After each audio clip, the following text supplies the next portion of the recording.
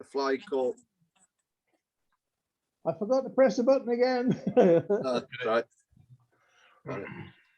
All right. So the first fly I'm going to tie is a fly called the Blue Widow. This is a good dropper fly, and it's been very successful in the past seasons. I usually fish this in a size 6, which is in the vice right now. So start to tie this now. Right, so just catching just short of the eye there.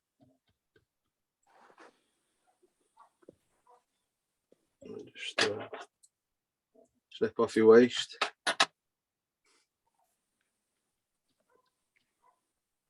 You just want to finish the thread just with the point of the hook. So for the tail, I use blue, it's like a royal blue schlapping. Take a few fibers off.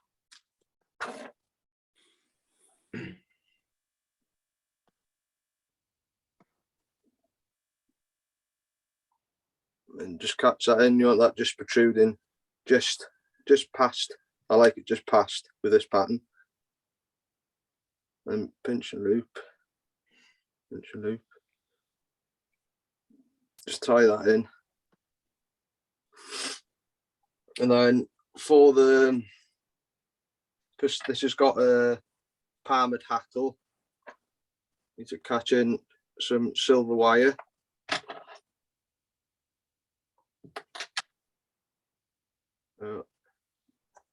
And as well for the body, I'm going to be using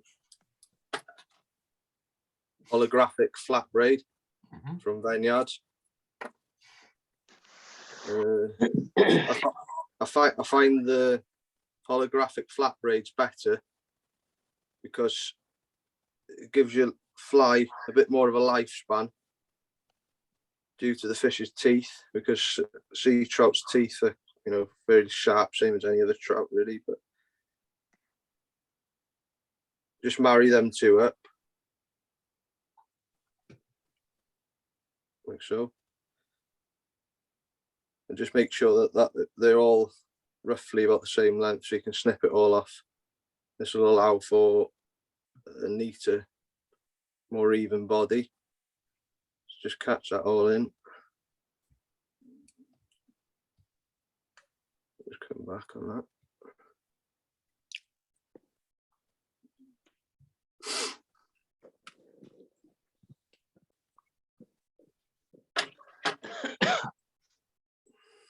Just sniff off the butts.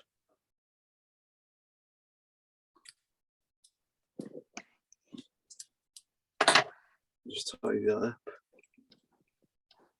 Then in touch and turns, just come up with a holographic flat braid.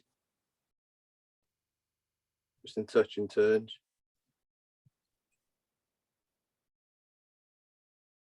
Just make sure that you don't go too close to the eye of this, so you've got enough room to tie in your hackle. Just tie that in. Just pull that back. Just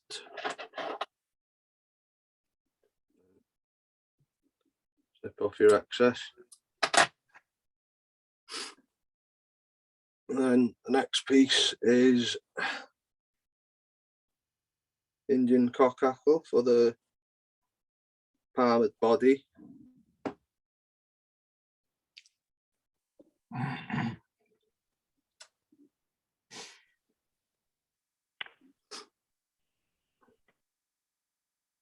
Just take the fibers off the stalk and just put that up. And just push the stalk back a little bit and then just tie over it.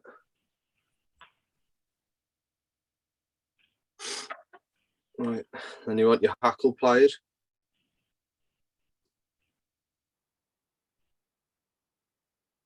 I prefer these ones with the rubber on them, a bit more grip. So with this, You want roughly about, depends on the quality of the hackle, I go about 3.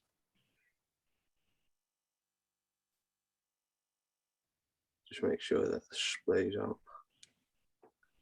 And then start just hammering up the body. 2,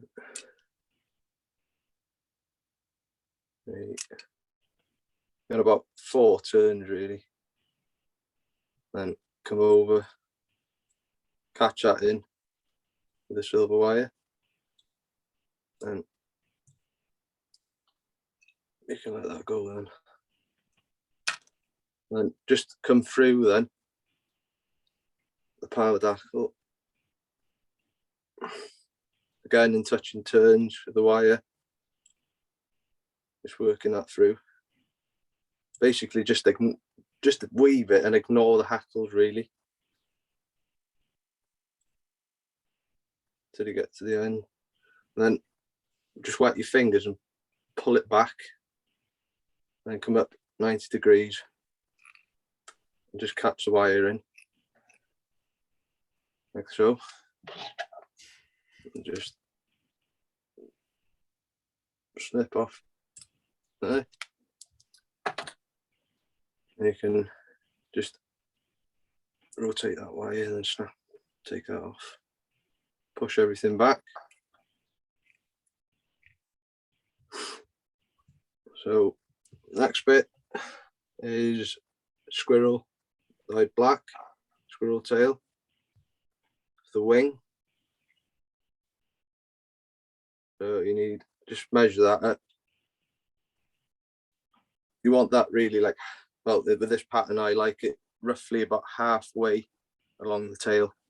So just measure that up.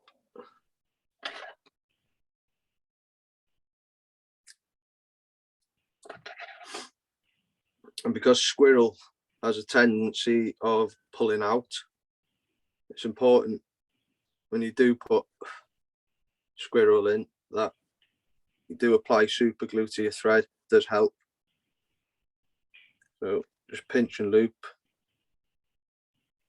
One loose turn and then tighten it. And then just for security, just put a bit of super glue on your thread.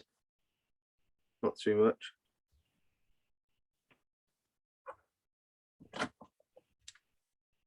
And just catch that in.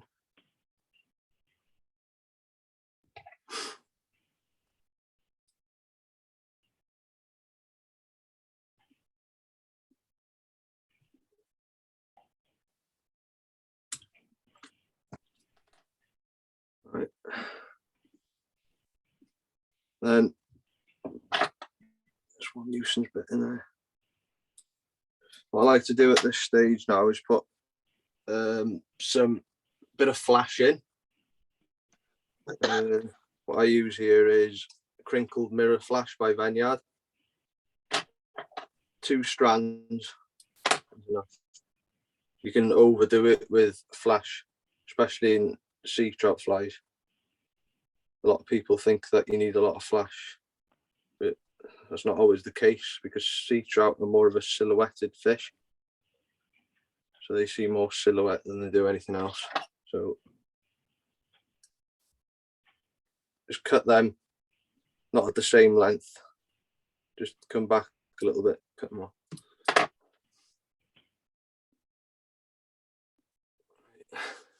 For the next bit, we need some slapping again. This is for the collar hackle. Again, slapping.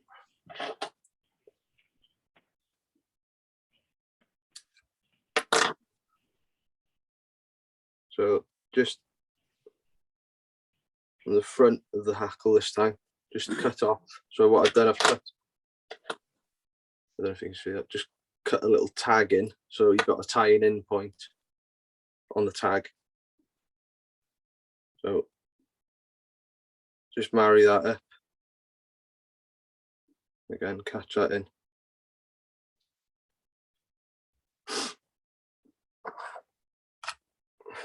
And with your Hackle pliers again, make sure you just dampen your fingers and just loosen them fibres. And then just pull them back gently.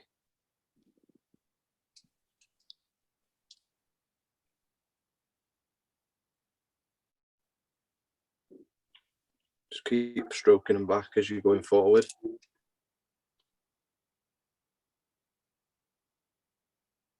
So if there's any trapped in there, just try and, if you do notice that they're getting any trapped fibres in, just keep pulling them back until you get, use about 3 turns. You can go too much sometimes.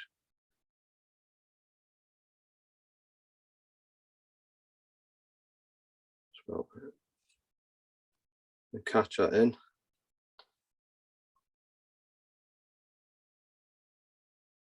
And then let that go. And then just brush everything back and then just tie over so you can form your head. Off the excess.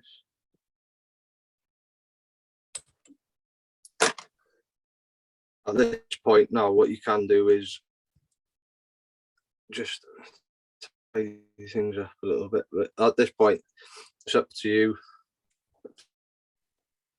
And if they want to put jungle cock in, I'll put some jungle cock in now. So just take front of the jungle cock, so looks something like that.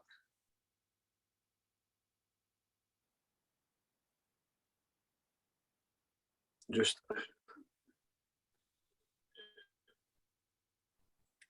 catch them in and just leave them sticking out at the front, them stalks, because what you do then is fold them back to secure them in, because they do, and these have a tendency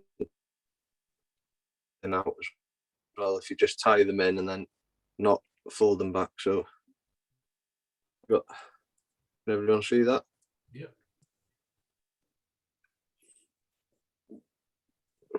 So then just thumb, forefinger, just you can pull both of them back at the same time and tie them in. And you can actually cut them off after. So what you need to do now is just form a neater head. Just make sure that the head is in uniform with the body, so no smaller and no bigger. Try and get it the same. Then before you whip finish, put a small dab of super glue, not too much. Whip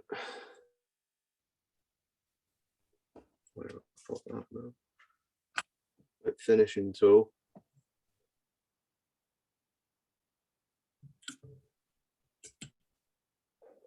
And that's the fly done. So that's the blue widow. Good sea trout fly. What this tends to represent, this fly, is you're trying to trigger a memory of a sea trout of its feeding habits at sea. So its feeding habits at sea would be something sandy, shrimps, crustaceans, that sort of thing. So with this fly, it represents a shrimp in its silhouette, because it's got quite a fat silhouette.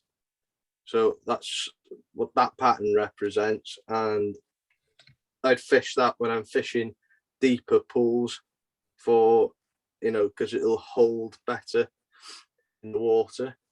But if I'm fishing shallower water, then I use a fly that's got less, something that's going to get less waterlogged, so it gets down to the fish quicker. So that's that fly done. Oh, see that? Very good.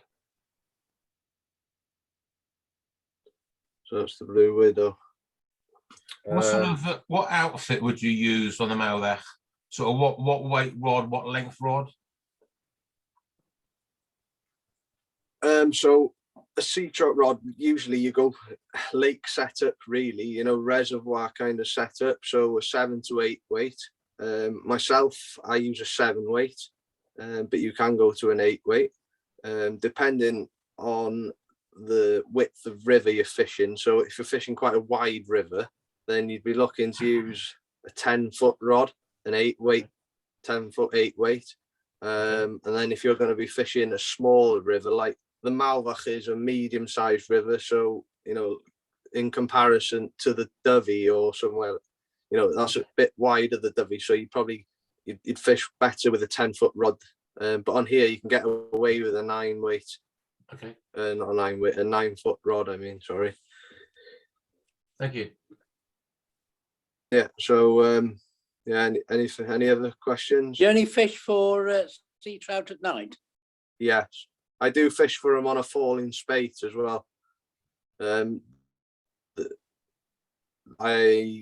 it's a salmon and sea trout river, you know, you have the tendency of picking up both in the daytime. So the flies that I use in the daytime would be totally different to the ones I use at night. Probably small doubles in size 14s, depending on the time of year. So if I'm fishing, say in the summer months, then I'd be fishing very small flies for both sea trout and salmon. The colouring of flies go with the season, really. So you go with the colour of the leaves, if that makes sense. So you go darker as you get to the end of the season. And then if you're fishing, say for sea trout at night, at the start of the season, you'd go with your lighter blues. And then as you get into the end of the season, you'd go to like a really dark colour. So it might be a dark red, like a, you know, like a scarlet red colour. And then you'd go with a kingfisher blue at the start of the season. That's just to do with the fish's eyes. So if the fish, because the fish has been in the river for a long period of time, what happens is their eyes deteriorate because they're losing proteins and stuff out their bodies. So their eyes don't see as well, because when they come into the system, their eyes are pin perfect. But once they've been in the system for a while, their eyes deteriorate. So then you go to bigger flies back end of the season. So, and then everything else comes into play then. So, yeah. So any other questions before I move on to the next pattern? No, very good. Okay. All right. The next one is slightly different again. I'll show you it just before I tie it, so you got an idea of what it's going to look like. This is called the PR Night Spider. This fly's got spay hackle, which is quite unusual, really, to use as a sea trout fly at night. But what I've done with this, I started off when I was a boy fishing the Peter Ross. So this represents the Peter Ross because all the elements of the Peter Ross is still in there. So you've got the golden pheasant tippet tail, the red scarlet dubbing, and basically that's it, really. I've changed everything else. So what's new and I've tweaked with this fly is the spay hackles. So that's heron, peacock wing, and we've got a hen hackle collar, and then over that there's a teal collar, so that's hackled as well. So that's the different elements that are in that fly compared to the original. So again, in the vise I'll put a size 6 in.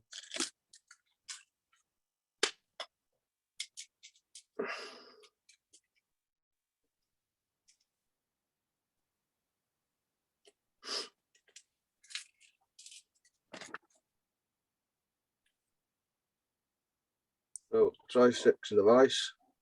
What hook's that, Rob? These are the Vineyard Osprey hooks. All right, fine one. Yeah, they're really good, really strong hooks. Yeah, I haven't had any faults with them yet, so I was using them last season. They're the Scandinavian ones. Yeah, Scandinavian and sea trout, salmon and sea trout. So yeah, I've been getting on all right with them. If I'm not using them, I'm probably using Partridge Patriot hooks. Right. Right. Let's get this sorted.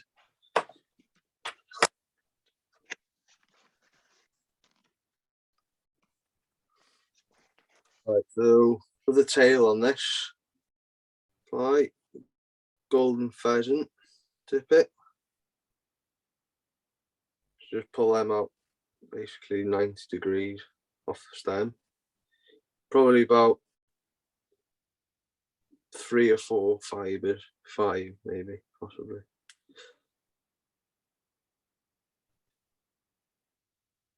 Just line them up. Let's sit properly. And then I'm going to just put that down there, set that up. And again, we're going to go with a black thread, 8/0. So again, just start behind the eye, short.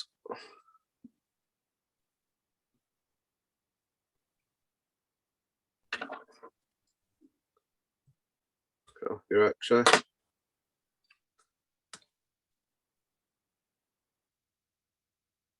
And again, with this hook, because of the curvature in the hook, you want to stop with a point because that's where it starts to drop. So that's as far as you can go really before. Otherwise, what happens if you have got the tail on the fly, your tail's going to start to dip, and you don't really want that. So you want your tail coming out.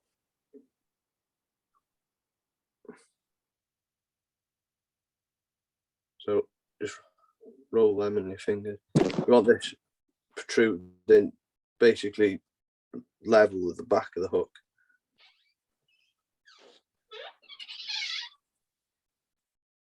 Just catch that in.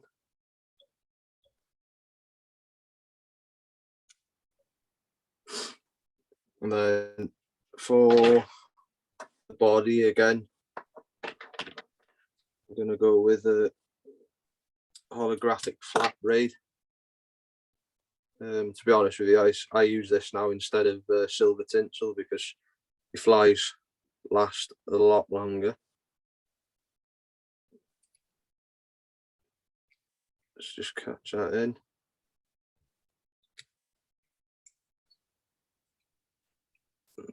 Come up the body.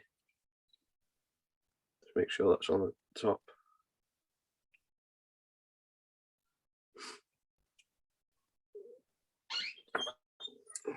And cut off your excess.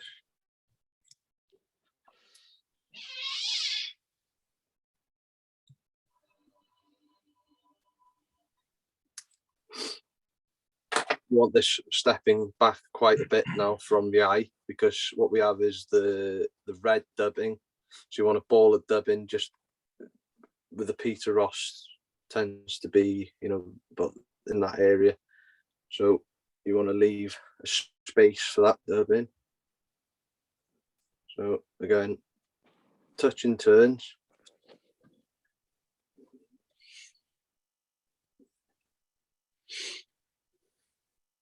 So as you get to there, just try to imagine where you want it, and then just tie that in.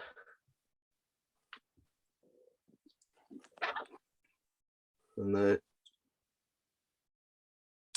snip off your excess. So.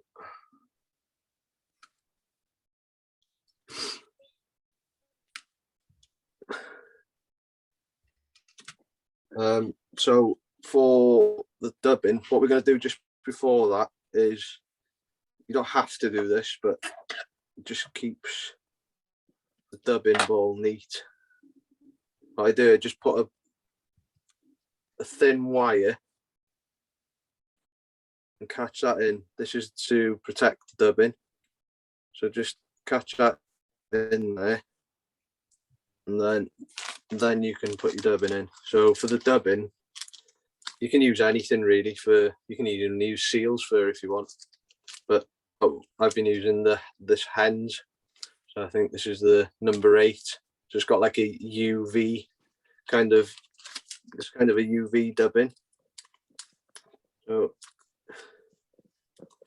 you don't want too much, but you just want to form a ball really, because then afterwards you're going to brush this out with a dubbing brush. So just basically form a ball, so you can make the ball quite basically like the shape of a football really, and just bring your wire through it. And again, at the end of the dubbing ball, just catch your wire in.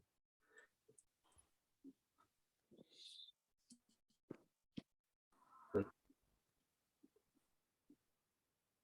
break your wire off.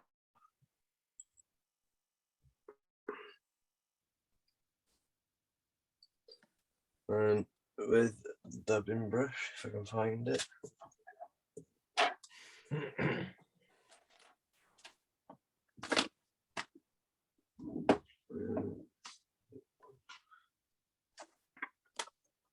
Alright, can't find that. So, yeah, soft lube.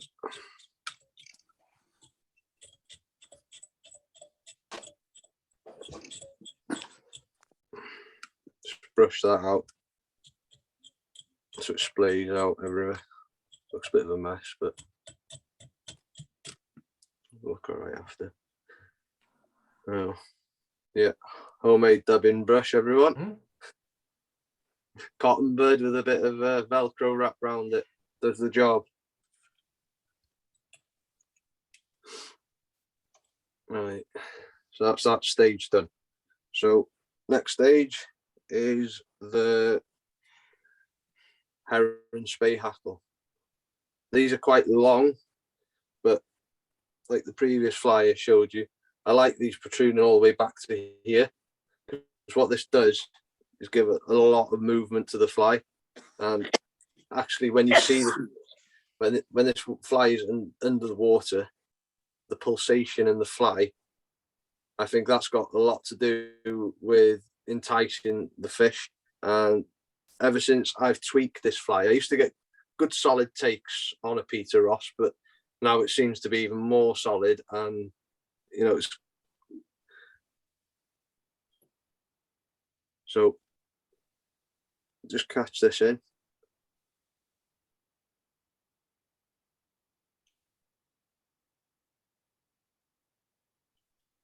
Stalk. Then just fold that stalk back just to secure it. Snip that off. And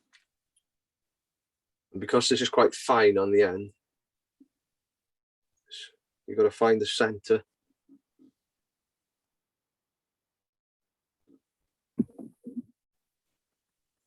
So just strip them.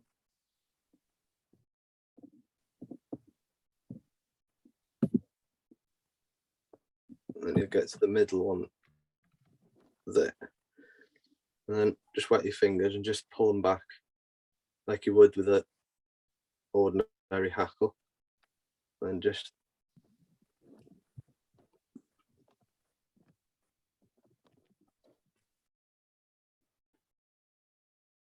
it's twisted.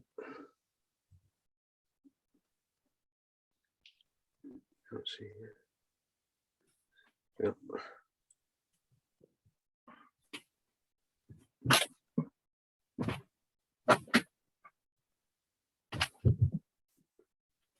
So as you're tying it, just keep pulling them back.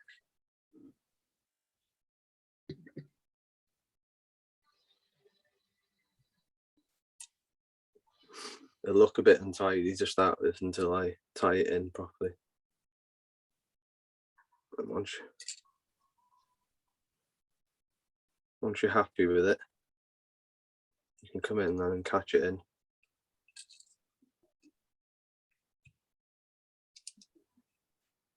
And tie over these. And just pull them all through. And it's left with a big splay.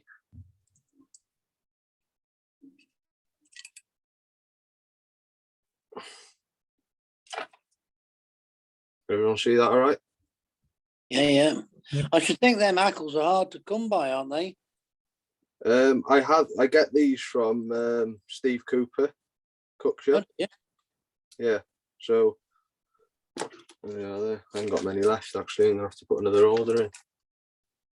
So you see them? Yeah, I just can't make out the writing. Yeah. Oh, well, I'll have a word with him. Yeah, I think they're just called spay hackle, heron spay hackles.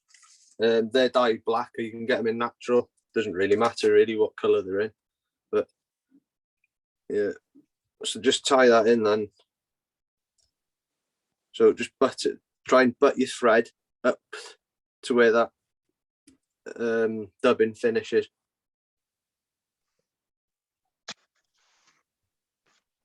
And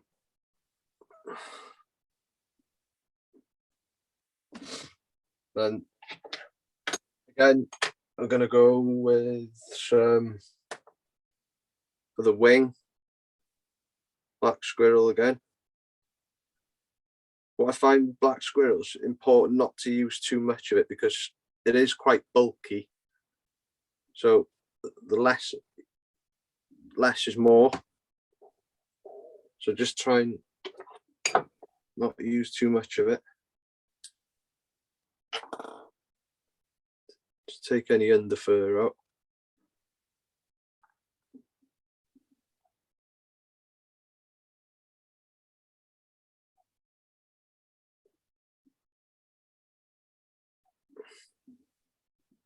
And again, just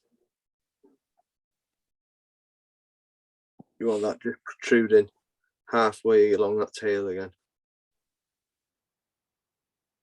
And hold it with your thumb and forefinger in the other hand. In, pinch and loop. One loose turn to start with, just pull it down. Just so it grips. And then come in and tighten up on the second one. And just give it 2.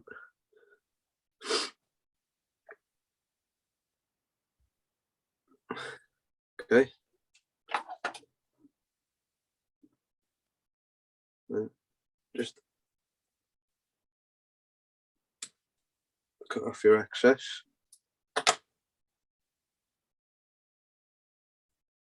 And again with some super glue just to help it. Got a touch on the thread.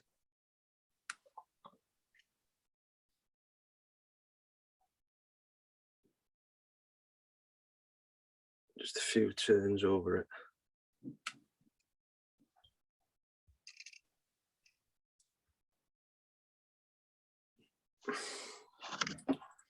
Right. And then for the secondary wing, hackle, sorry, teal. So it's teal. Just measure that up.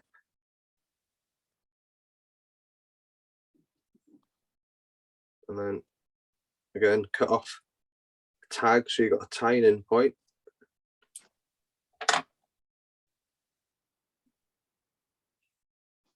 Catch that in.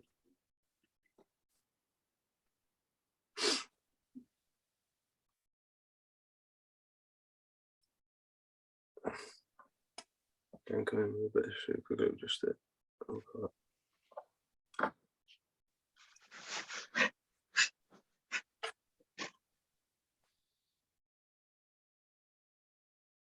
And with the hackle pliers.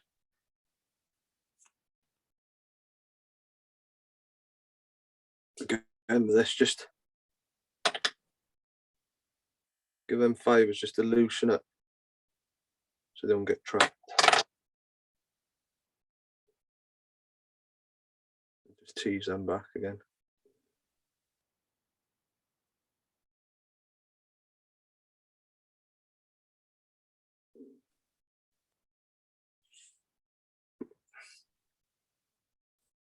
Just not to use too much of this because it is quite thick feather. The closer you get to the end.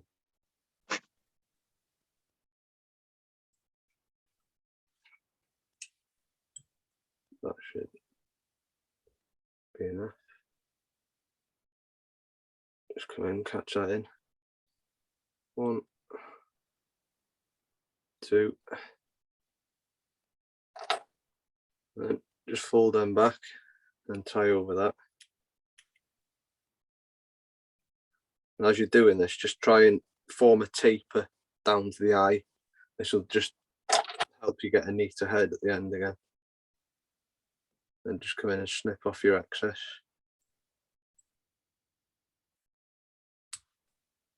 So the teal just gives it a nice effect.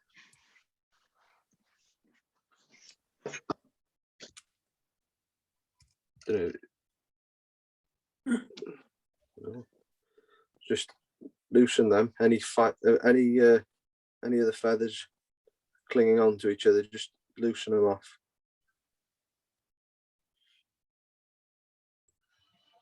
You can use your dubbing brush, just pull that through them.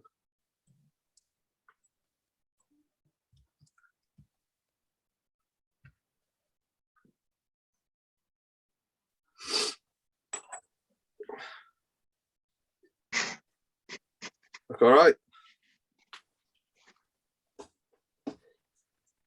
And then for a secondary wing, got the Peacock Eye. So these at the top will give you more movement than these. These are quite untidy. If you had to tie them, they just wouldn't sit properly. So what you've got at the top here is the natural curvature. So take a decent amount of them off. Good pinch. And just see how much you need.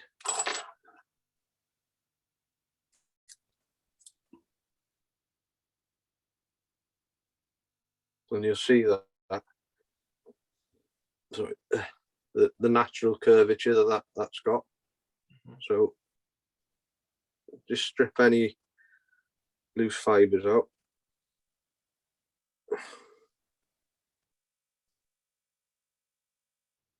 And then just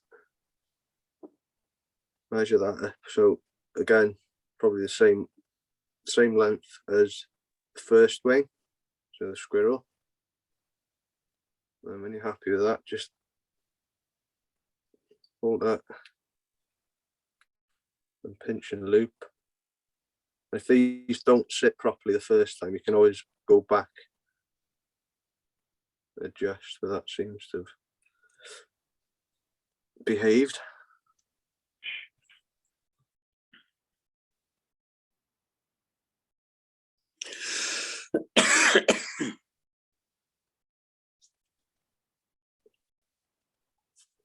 There we go.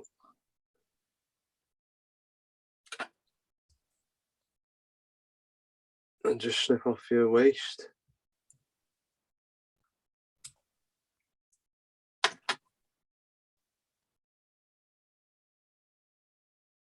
Just secure them in.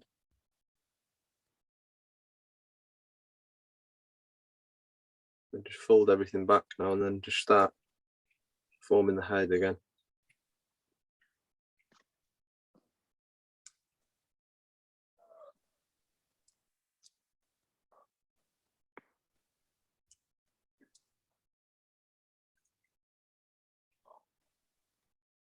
Then again here you can use jungle cock. It just finishes the fly off.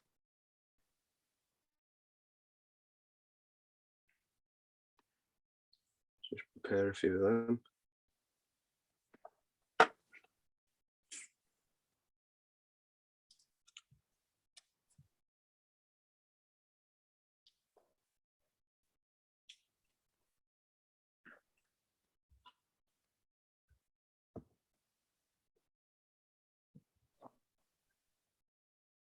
Yeah.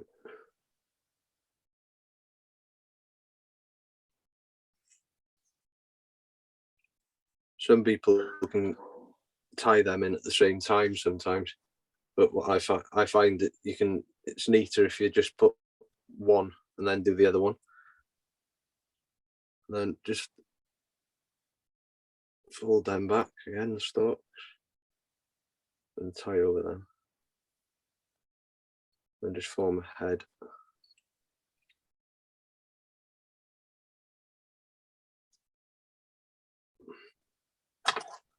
And then cut off that waist.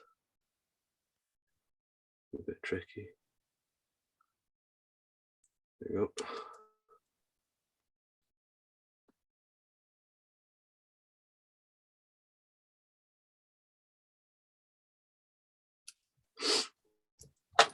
Right. Again, bit of super glue on the thread.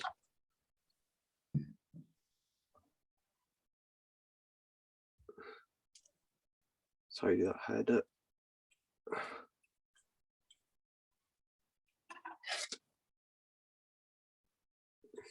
And a little bit finish. One.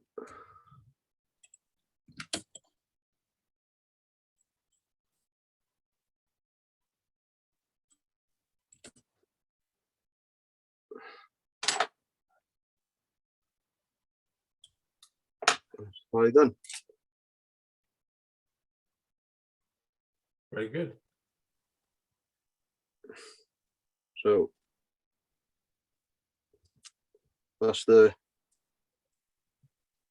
PR Night Spider. Rob, that's on a 6-hook, is it? Yeah. Have you ever, would you use a 6-hook if you were going up into Scotland? Sorry. If you were fishing in Scotland, would you use a 6? The reason I ask is I've always used 10s and 12s for Peter Ross. Yeah. But if you ask me why, I don't know. It's what I was taught. Yeah, I'll be completely honest with you. I've never actually fished up in Scotland, believe it or not.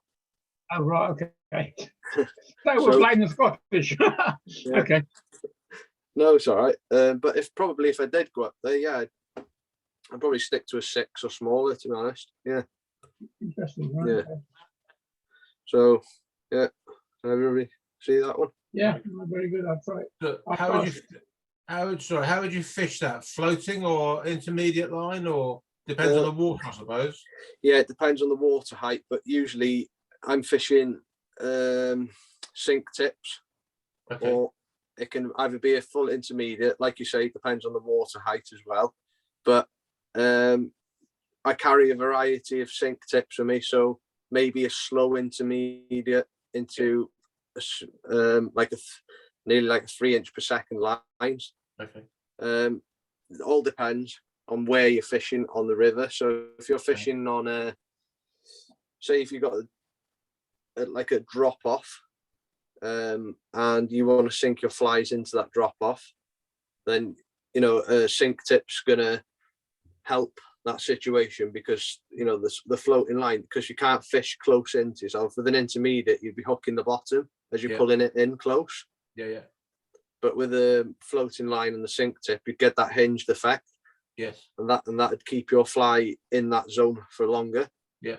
Than somebody that's fishing a full intermediate line. So there's different aspects of the way you can look at everything at night, but it's really intermediate for sea trout. You can't go wrong. Okay, thank you.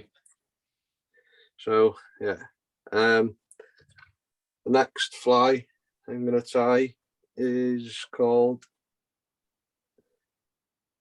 a jack killer.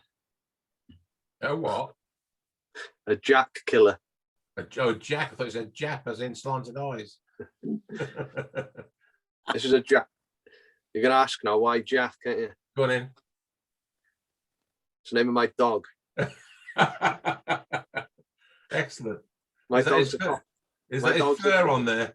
Yeah, that's the original. Yeah. No way. Yeah, he's a Cocker Spaniel. Yeah. So I was looking at him one day, thinking, you've got some nice. I could do a nice black wing out of that. You've now got a bulldog. Yeah. So I took some hair off him, poor bugger, and then put it in, and I tied it into this pattern, and I just really concoctioned it really, and then at the end, it's turned out to be a successful pattern. So you've caught on it, have you? Yeah. Oh wow. Yeah. So that's one of my probably in the top 5. Wow. Yeah. I've narrowed everything down now and designed patterns. Probably I've only got about 5 top patterns now, because if you carry too many patterns in your box, your brain starts to fry. Yeah. So you don't need them. So by 5 by 5 patterns, I mean sunken patterns, not surface lures. Okay. So if I was using these patterns, these would be droppers, but what I do is tube flies, which maybe in another meeting I could tie some tube flies and some Waddington tubes, Waddington shanks, sorry, and some intruders as an example. Yeah. So these are, so the blue widow that I just tied, that is on a tube fly. On a well, so what this is an intruder. Yeah. Yeah. So that's tied on that. That's a nice loop box you've got there. Yeah. Yeah. Cracking box. Yeah. If you're fishing a Waddington. Yeah. I've never fished a Waddington, but they tell me they're a devil to cast. Yeah, it just depends, like we go with the line rating. So if you're fishing for sea trout, it's important to go 1 line rating above. So then you can turn over them heavier flies. Right. So if you're fishing an 8-weight rod, put a 9-weight line on it. Yeah, basically, yeah. But the way I fish is I use a 7-weight rod with an 8-weight line. So what that allows it to do is turn over things like the surface lure with ease. So it just, turns it over and you don't even know that you've got a weight on the end. I know there's not much weight in that, but if you're using tubes, so say if you're using maybe in start of the season, you'd be using maybe a 2-inch tube, aluminium or copper. And if you're trying to lob that out, then you're going to have that extra weight on the line just to turn that fly over. So it's important to do that. And as well, it's got other benefits. The other benefits of using a 1 line weight above is, if you're in if you've got a short area of space where you need to cast your fly, then you're going to load the rod a lot easier in a short space. So if you've got trees or something on the far bank and you want to do a short cast, then it's going to be 1 lift and shoot the line out. So instead of having a line that maybe is not suited for the rod, or a line that is suited to the rod, then that's going to have to, you're going to have to put a bit more false casts in. So less false casts at night, the better. So so minimizing the casting is important as well. So what breaking strain tippet would you use with that? 15. Oh, okay. 15. 15, yeah. Yeah, 12 to 15. I wouldn't go any lower than 12. I've been there, done that. It snaps. Yeah. These Welsh sea trout really do pull. Wow. Yeah. Because, when you're hitting something like, I had one last season on the wall behind me there, it's 14. Wow. £14 at night. Wow. So, when you're hitting fish like that, that's only a pound off a £15 breaking strain. So, you still got to play it right, even with that kind of line, because when they do take, they'll snap you straight away. Because I've been snapped as the fish takes out the jolt of the take. Sometimes, you got a tendency sometimes when you're night fishing, if there's nothing happening, you'll stand there and you'll look up and think you're looking at the stars, and next thing your arm's getting ripped off. And then ping, line's gone. Yeah. Followed by lots of swearing. Yeah. But you can't take a sea trout these days, can you?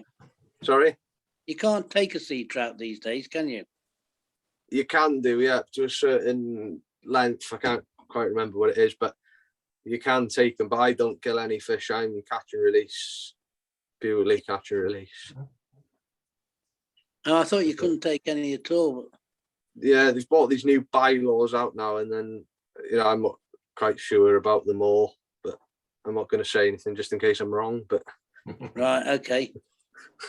They've got all these new hook gapes and stuff like that, and you're not allowed to use. I can't remember what it is. Size 12 treble or something like that. You've got to use a size 12. So there's all kinds of different rules come out now, but I don't think anybody really listens to them. No. Well, judging by hook sizes and what have you, depends on the manufacturer. Yeah, exactly. So if you're going on a hook gape, yeah. A size 12 Camasan B170 could be different than a Mustard 94840 size 12. Yeah, exactly. Yeah. So I don't know, what do they know about hooks and things? They don't even fish half of them anyway. No. After these NRW people or Environment Agency or whatever. But yeah, so get on with tying the next one. The Jack Killer. So I've just explained why. It's a funny story. We'll go again with the size 6. With this hook is a size 6, but it's a blue hook. Never heard of them. So I think there's they're off. I found these on eBay. Where are they from? Korea. So I don't know. I just like the hook finish, the blue. I think that's where your sprays come from, isn't it? They're manufactured in Korea. Yeah, that's it. Yeah. Where were these from, Tim? Do you remember? Barmer. I can't remember, mate, to be fair. Probably. I know Ospreys are from Korea anyway. Yeah. Well, they're exactly the same shape as the Osprey hook, the ones I just previously used now, but it's just that's a different colour coating.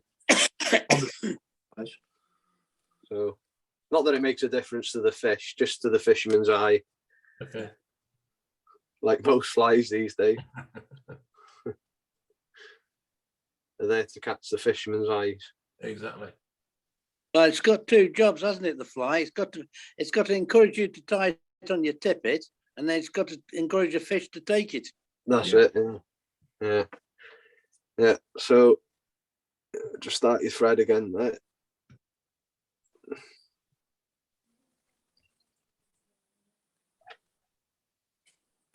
Cut off your excess.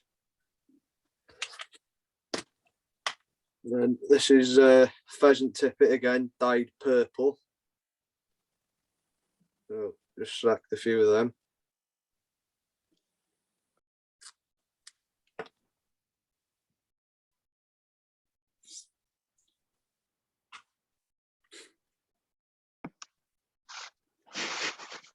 So you've got 2 lines on a pheasant tippet, the points, and you've got a secondary line. So that's a gauge. So just as that secondary line, you just want to tie in just behind that. So it's just sticking out, and that should give you the length that you want. Just catch that in on the top.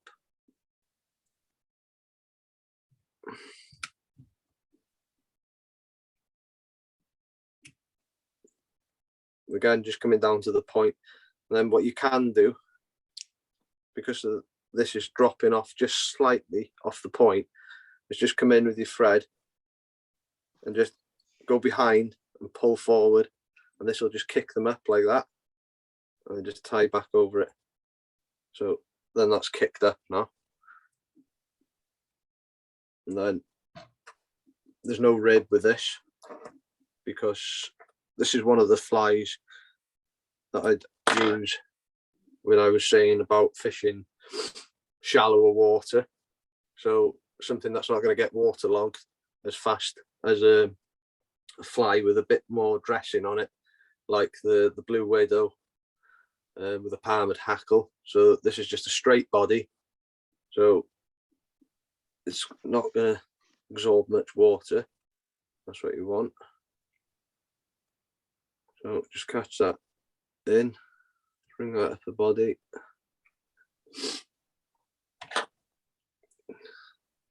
Cut off your excess. And just pull this because it's quite thick. And just come back down just to secure that in a bit more. Just to even the body up. So then in touch and turns, just come up with your flat braid.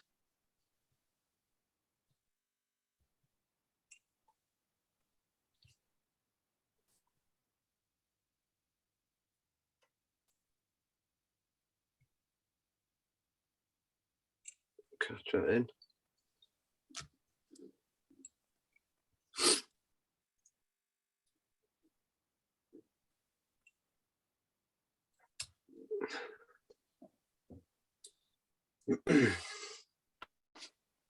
And for the wing on this fly is squirrel tail dyed purple. So this goes in nice with the tail. So nice contrast between the two. Again, not too much, so just measure that up.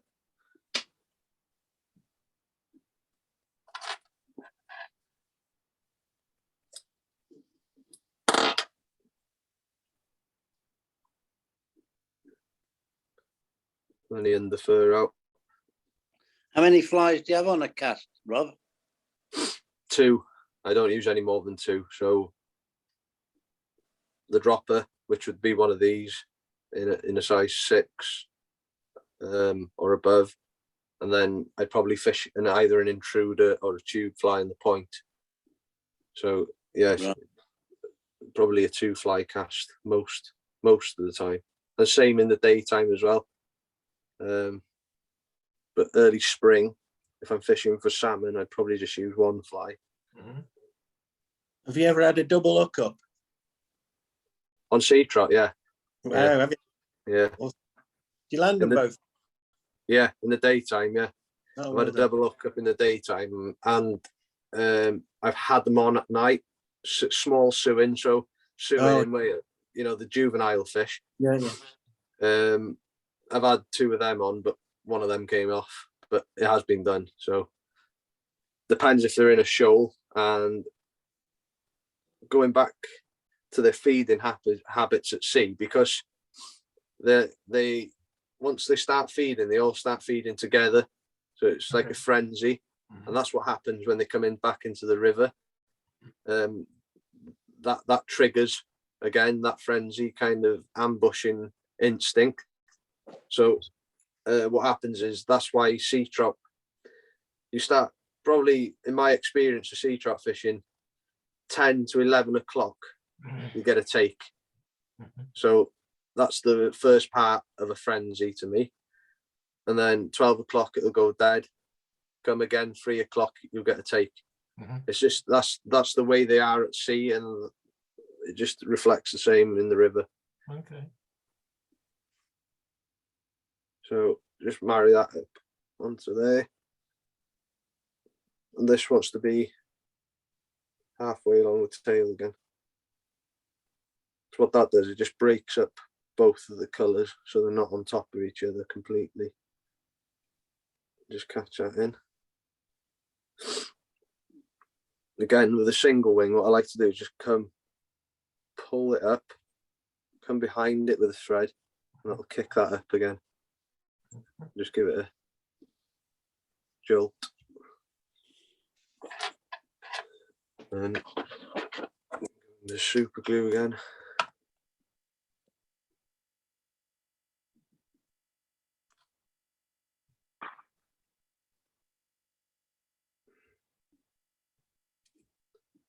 Right.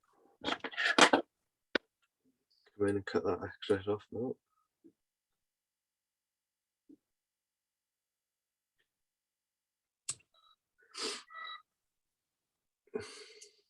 because there's any of you lads tie any salmon flies or sea trout flies? I tie a few summer flies. Right. So if you're using squirrel, it has got a tendency of pulling out, isn't it? Yeah, So, yeah. you know, because it's quite, you know, it always seems to pull out. So I've done it in the past where I'm lazy and I just haven't put the super glue on, and it does make a big difference by soaking through into the material. I think it's also a good sign that you've got too thick a wing if it pulls out as well. Yeah, that's why I was trying to explain earlier. Less is more with the wing. Yeah. Because if you do use too much, what you'll do is you'll add bulk on top of where you've tied it in, and then you know, if it's too much of it, you'll notice anyway. Because when you start playing about with it and you start, you know, stroking it, like you do when you finish the fly, it pulls out like that. And you're like, oh shit, I'll have to start again. Yeah, I've gone on to Silver Fox face mask. Yeah, Black. Yeah, it's good stuff. Yeah, and then for flash, this is what I usually use now, is the crinkle mirror flash. Not that it makes, like I said, it maybe the fish do see a bit of a, you know, twinkle or a flash or something like that just triggers them. But you know, I do like to put it in most flies. The next thing I can do is support you in any way I can. If you need me to have extra time with Frankie, just say, right, I'll drop everything. Was someone asking a question then? No, I don't know where that came from. I thought I heard something. Yeah, I did. I think somebody's missus was giving him a bollocking. The steward was connecting. Was it Serena giving Tim? Was it Serena giving you a bollocking again? No.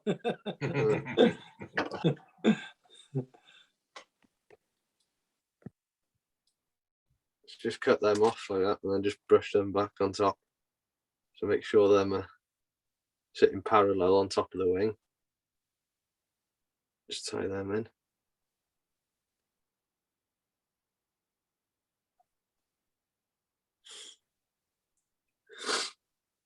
And then for the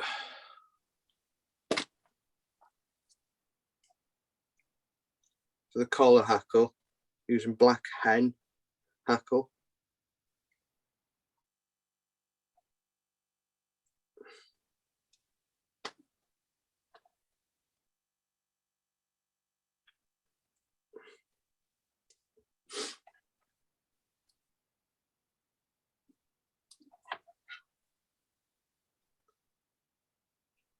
Just prepare that there.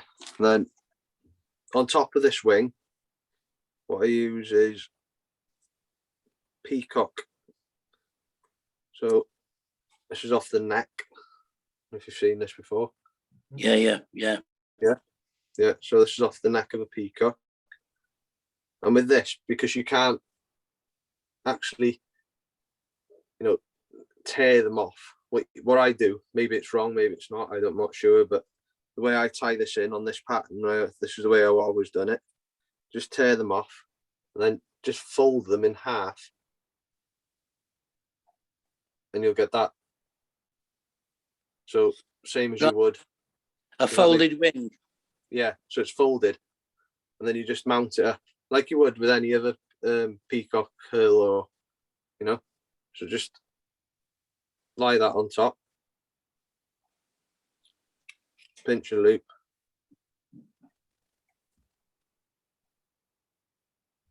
Right.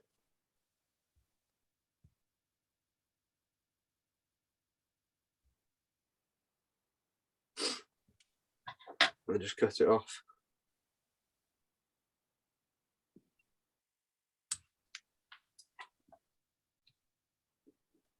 Is that a dyed one? It looks very vivid. Colour does. I think there's two different colours, isn't there? So I think it's just a neck. So you know, it's like. It looks very vivid. The colours do. Yeah. Look really strong. Yeah. I think it depends what time of year you get them done it as well, Tom. Yeah. You know, like if late in the season or when they're in good malt and that.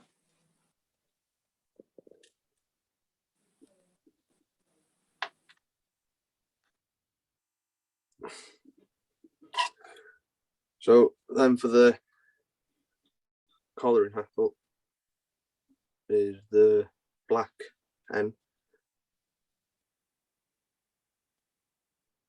Again with this, just measure it up.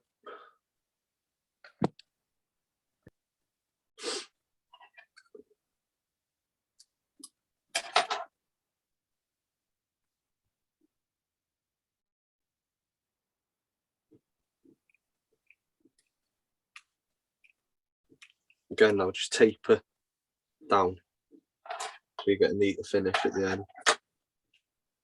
That's what I hope for anyway.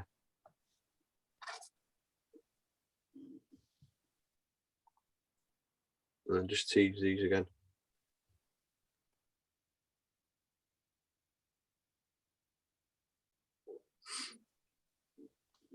Do you ever fish the Winion? Yeah. It's pulled out. Yeah, I do, yeah. Yeah. Probably that's where I do most of my guiding.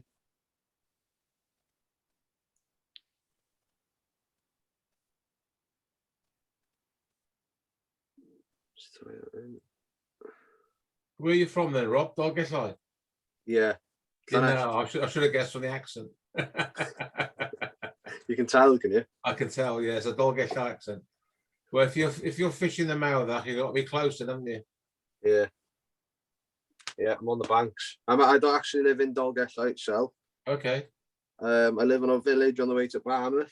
Go on. Daneshted. No, I'm from Harlow. Are you? Yeah, originally, yeah. All right. Small world. Yeah.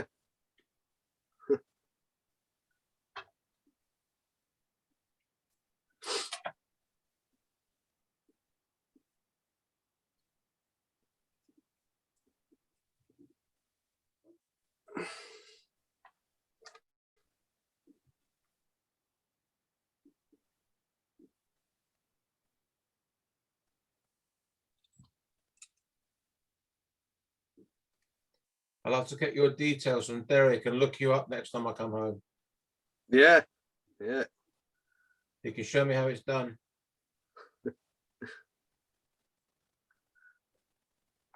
I was going to ask for the same. I'm only down the road in Aberystwyth, so. Okay. And right. yeah, my sister-in-law's in Mac. So, Okay.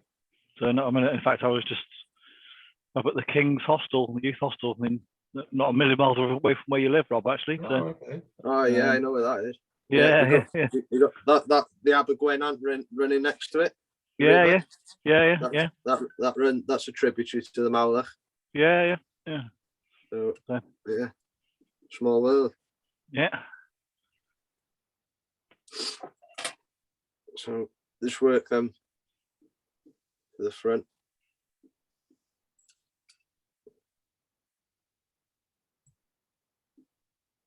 And just come in and catch that in.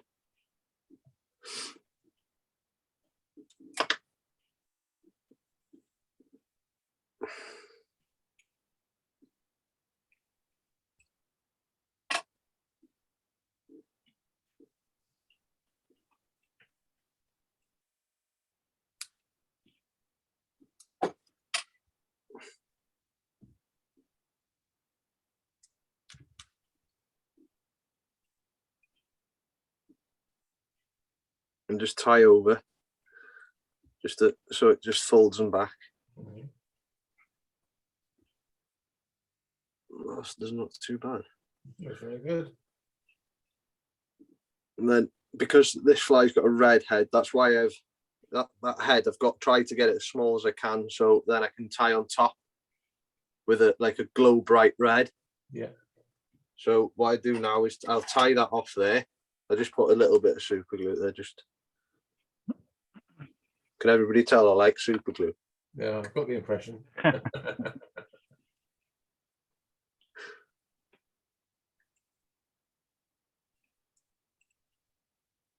if it works, why not?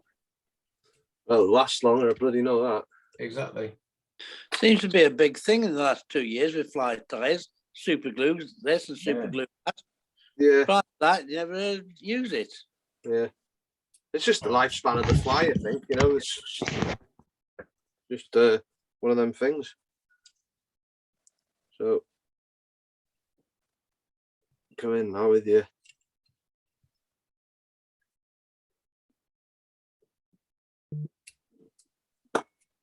Then what you can do now is just build a nice, neat head to this now.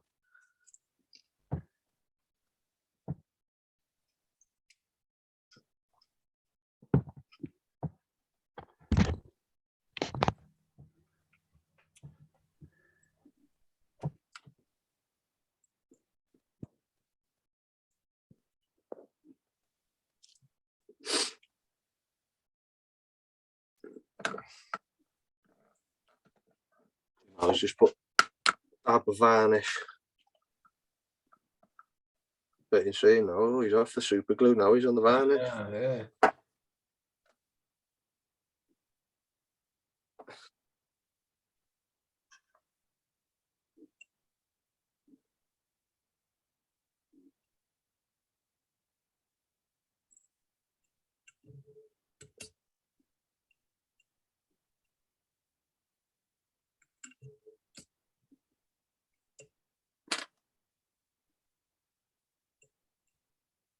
There we go.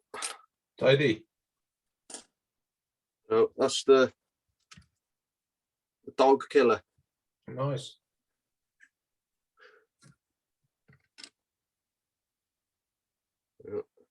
Very good. Very nice. You must be taking after Robert Powell from us then, using a dog. Yeah. I don't know whether you've ever heard of Norman Blake. He was a salmon tyer from Nottingham. No, I haven't. No. He wrote an article. I don't know whether he's still alive. I've not seen him for years. He had a pet dog and it died. He saved some of his fur. Yeah. And he was fishing. I don't know where he's fishing for salmon. He said, whatever the dog's name was, Jess or whatever, I need a hand here, and he caught one. Ah, He did an article on in the fly fishing and Flytying Yeah. a few years ago. Yeah. okay. That's pretty much what happened to me, really. I took it out. It just, just worked. Well, Yeah. there you go. Yeah. You know, it's nothing new. It would have been nothing more than using, black Arctic fox or Yeah. squirrel. It's just that it worked. And at that time, that's what I called it. Yeah, that's nice. So that's what we got so far. Excellent. Very nice. Obviously they look a lot better in a picture than what they do on the video, because when the little details that you do see in flies that you don't see on a video. Yeah. Better in the fish. Yeah. So I've got one more pattern. Is that all right, Derek? Another? Yeah. Yeah. Go for Yeah, it. carry on. We got plenty for of it. time. It's unlimited. All Go right. for it. Go for it. Okay. So the next one is called the SewInvictor. Ah. So this fly was originally a Silver Invictor. Ah. And then I've changed the name because, again, changed elements in the fly. Okay. That's the SewInvictor now. Mhm. So the only things that have changed in it probably is the tail, because I'm trying to save time by tying flies. I like to spend less time on the vise, more time on the river. So what I do is, instead of using golden pheasant crest for the tail, I'm now just using a hen hackle, basically in yellow. So just tie it straight in like I did with the Blue Widow with a blue slap in. Just tie it straight in. Palmed hackle in brown in like a tan, and then peacock sword as the wing, and then just a black overwing. So they're all the new elements into the fly, because I think on the original Silver Invictor you had the female pheasant, I think pheasant wing. Yeah, and pheasant tail. And hen pheasant wing, yeah. So that was the original. So I've just changed a few things on it, and instead of blue jay as a false hackle. I've got guinea fowl dyed blue. So there's just a few things changing it, that's all. Excuse me for a minute. I'll be back in a minute. So yeah. You may be excused. So give this one a go.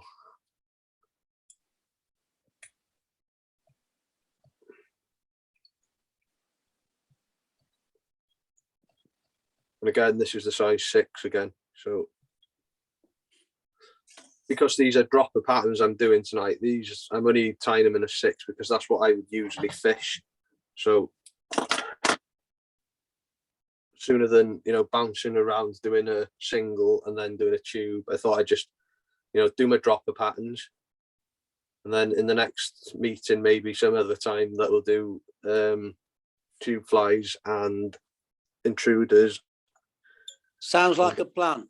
Yeah, so that were my thoughts anyway.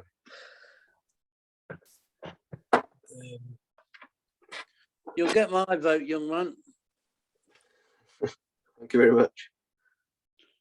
So for the tail, that's what I mean by the hen. So just pull these 90 degrees off the stem.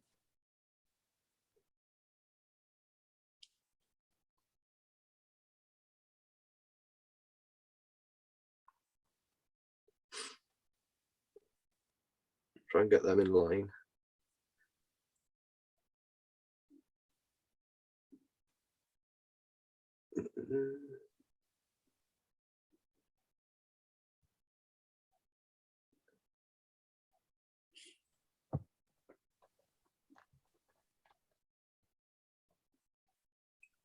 Pinch and loop.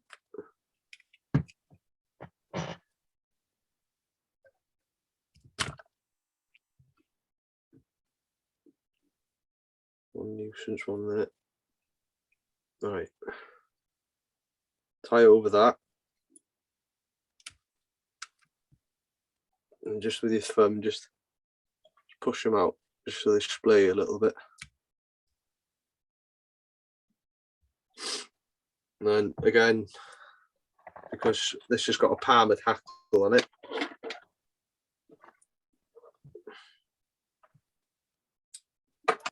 I want some silver wire and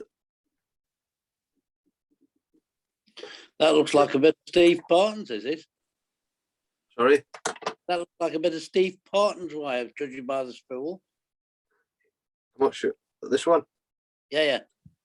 I'm not sure. There's no name on it. Sorry. It looks, yeah, it looks a bit like it. I might be wrong. It could be. So again with this, just marry the both up.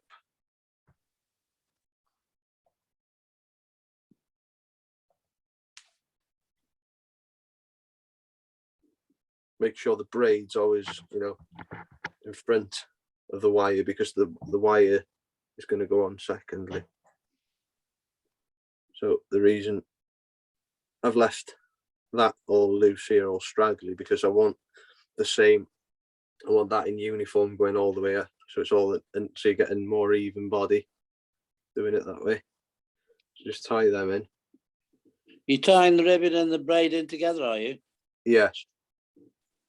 Yeah, so the both are in together, so it's more of an even body, so then you're not coming back with the thread again, building up unnecessary bulk to the body.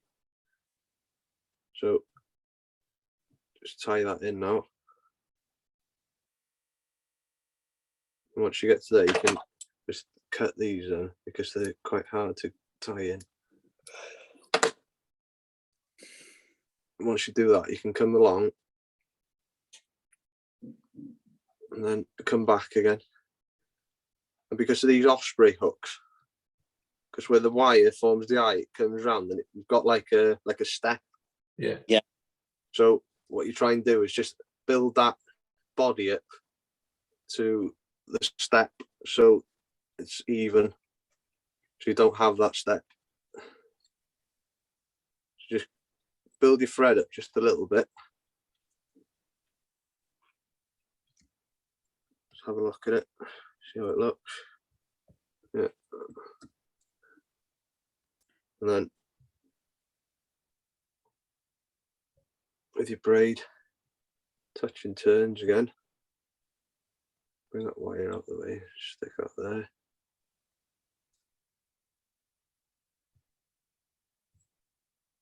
When touch and turns come up like so.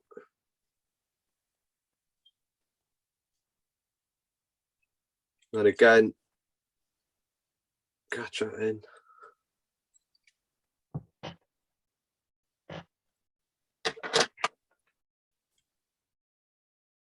Off your excess. And just bring that wire up.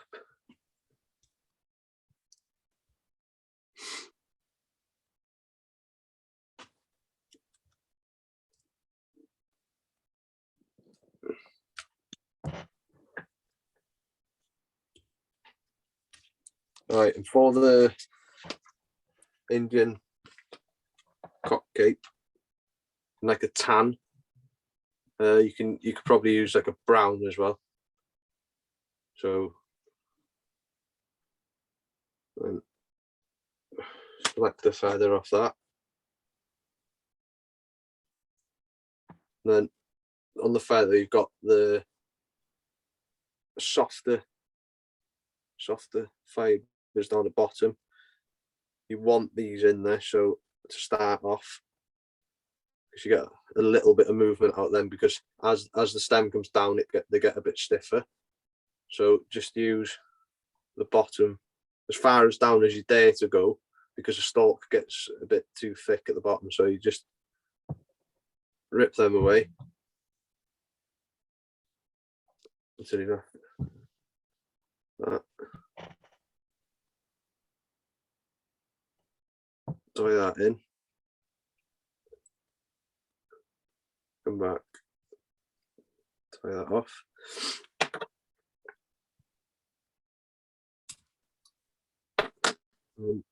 Again with your hackle pliers. Out of interest, what make are your hackle pliers? The stone flow. Okay. Yeah, stone flow. I don't know if they make this one anymore. It's just handy with it's got the spring on it. Yeah, and it's the sponge bit that you obviously like. Yeah, it's got a lot more grip. And I've seen, can't remember which one it was. There was a chap that was on the meeting. I can't remember when it was, but he put some sandpaper in between the jaws. So you know, you can do all sorts really just to get a bit more grip. But the rubber seems to do it. Because I know with some of them, they're just straight onto the metal. So go around with this. I think the hackle pliers, Rob, are Hopkins and Holloway's Stonefly. Are they Stonefly? Sorry, what did I say? Stone I've got flow. some myself. Yeah, that's it. Because what did I say? Stone flow. Stoneflow, yeah. Yes. Stonefly, I think. Hopkins and Holloway. I don't know whether they're still going or still doing or what. I don't know. Right. I'm not sure. I've had these quite a few years, so. Yeah, must have. Again, come up with this. Catch your wire in. Again, come through these.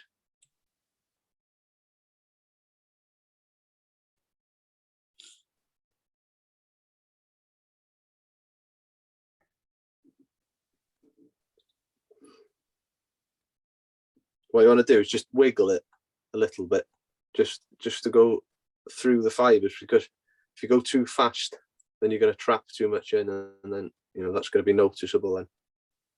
But just weave it, and then it's not too bad.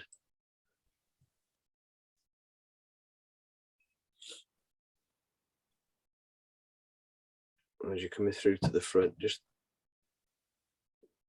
pull that up and pull these back again, and then come up 90 degrees. Just pinch it and do like a pinch and loop over and catch that wire in. So just break that off.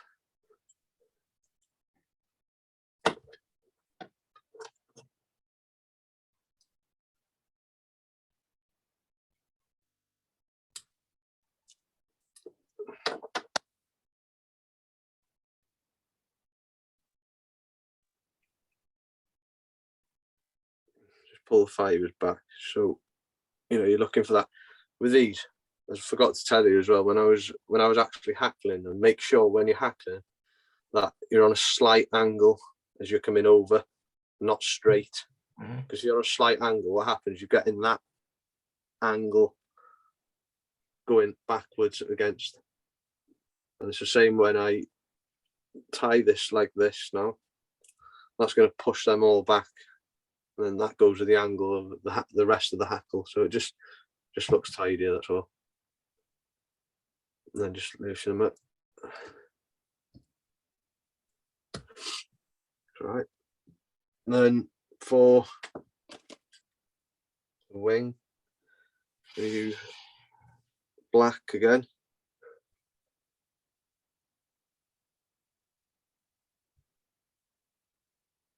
Measure that up.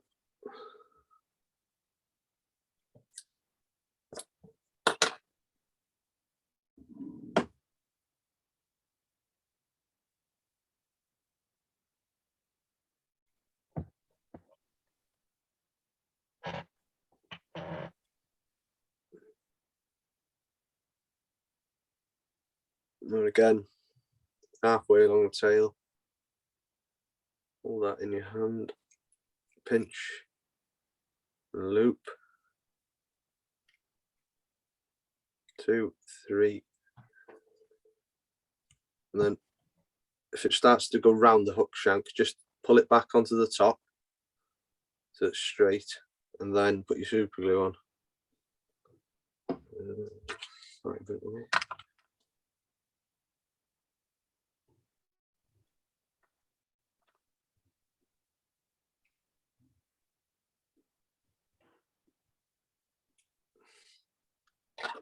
and just cut off your butt ends.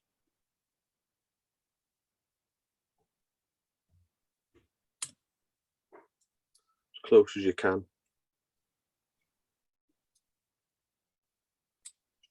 Showing the hands are in the way.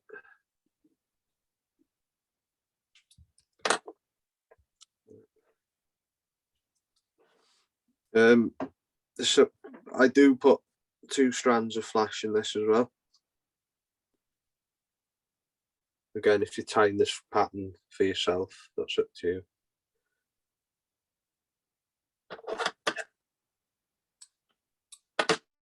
Pull that through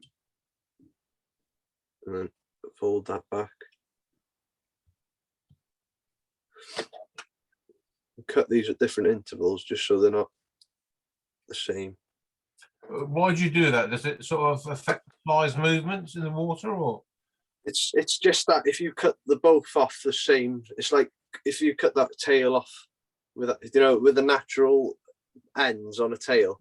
Yeah. If you cut that off, it's like say a marabou tail now on a lake lure or something like that. If you snip the tail off, it looks silly because it's not natural. It's not the natural ends. Yeah. And that's all I'm trying to do is just manipulate that onto to mimic it. Yeah. Just to get it into proportion really with the wing. Okay. That's the only reason for it. It's not. I wouldn't say it's anything to do with the movement of the fly or anything like that. So yeah. Then for a secondary wing again, I'm going to use Peacock Sword. You need about 5 or 6 of these at the most because they are quite bulky. Well, the trick with these is to get them to sit tidy, so it's worth just taking a minute just to get the curvatures all right on them. So it can be a pain. Have you tried tying them in off the stem, off the stalk? I have done, yeah, but they seem to still want to twist. I'm not sure. They just keep doing it. So yeah, they do. I've tried a few ways, but I just do it like this now. I just keep pulling them out separately, and then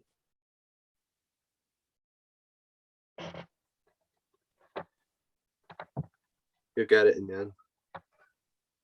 So basically, as good as you're going to get it is There's one twist in there, but that's not too bad. So just lie that on top. So it's riding just above that black squirrel. And just come in. These could twist again now when I pull down, but realistically they shouldn't. But one's twisted. It's not too bad though. How's that look? Good.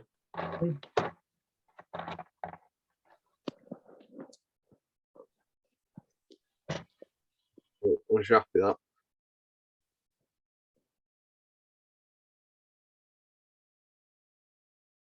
That's it. It's not too bad like that actually. So again, with a false hackle, using guinea fowl, dyed blue. So You do your own dyeing? no, no. Unfortunately not. I should do really, but again, time factor.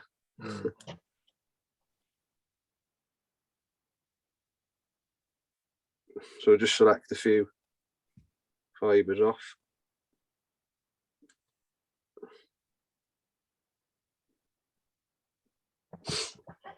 Turn the vice over. Because these have got a slight curvature in them, just point them down. And what? Once you've tied it in, you can splay them then with your thumb. So you want this, the points just touching the point of the hook. Pinch and loop.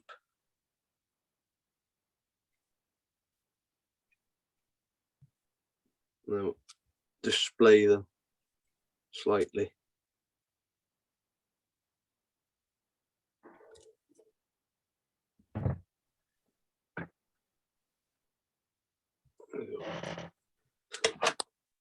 Come in. Cut off your excess.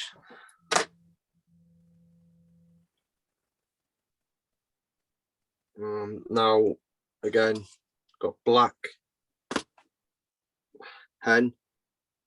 I always like using hen in sea trout flies because usually in the salmon flies like the cascade and the alley shrimp, they usually use the cock hackle, but I don't like the stiffness of cock hackles, so there's not much movement in it.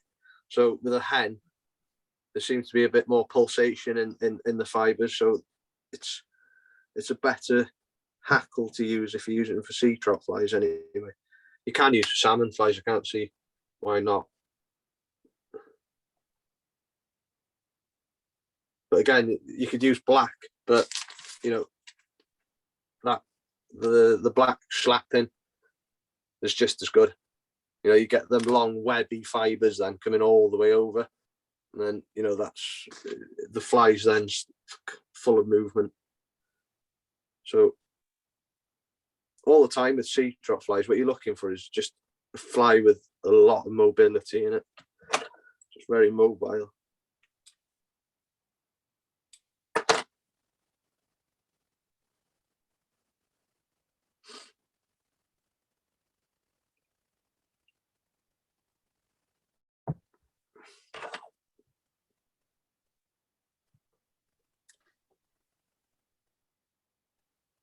Just try and cut more of these off butts just so I can get closer to the eye with the finish.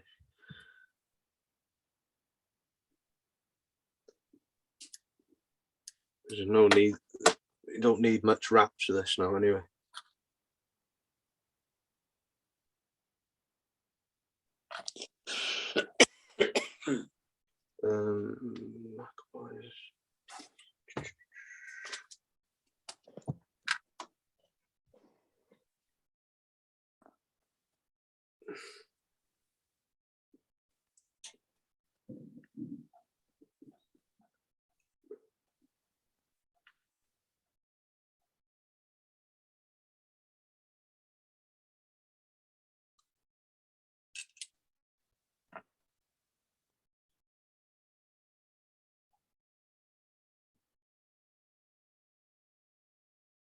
Just watch it don't twist. 3.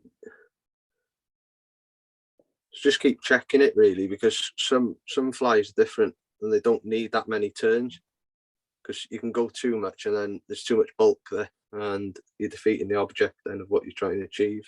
So just try and measure it. That's probably enough now. So just come in, do 1 over, and then try and just pull them back before you go second over, because you trap too many in. Just work through it. That's it. And release. And fold it all back with your fingers. You coming up to the fly fair, Rob? Yeah. Yeah. I think I'm going on the Sunday, I think. Oh, yeah. Yeah. So just then tie over them. Form your head. Cut off your excess.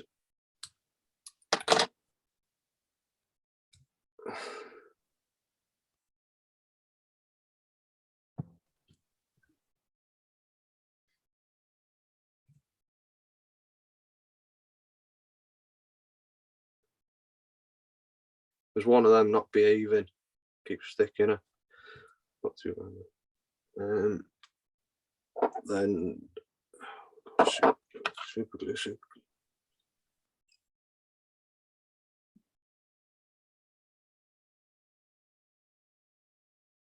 Is that sheer thread you got there? Yeah. Yeah.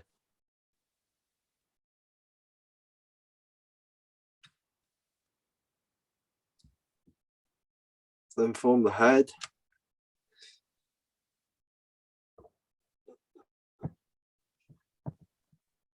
You could use jungle cock on this fly as well, but I'm not going to bother with this one.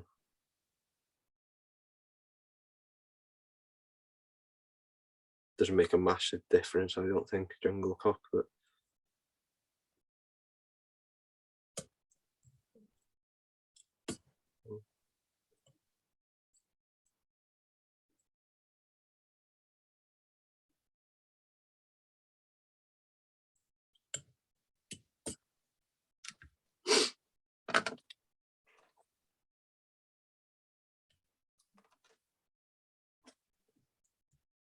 what's that one? Very good. That's it. Nice.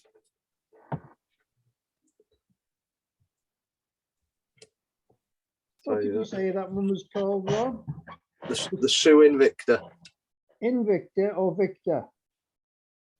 It's like in the word. So say if you SewInvictor, at the end of sewing, you've got in SewInvictor. Yeah. So it all goes into one word. Ah, yeah. Yeah, I thought it all out.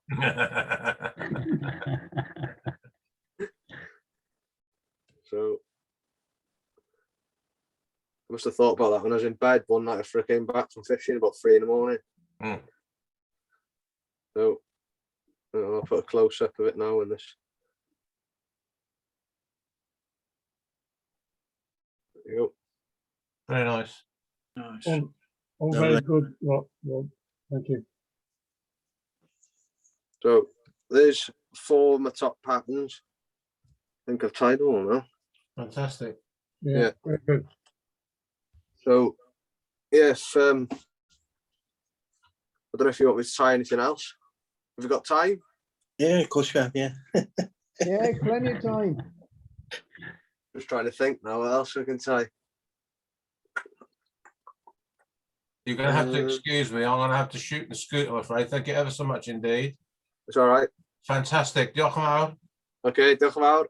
Diolch Take yn fawr. care, Pete. Cheers. Take care, Pete. All the best now. Speak to you soon, Bye, guys. All the Bye, best. Pete. Good night. Ta-ra.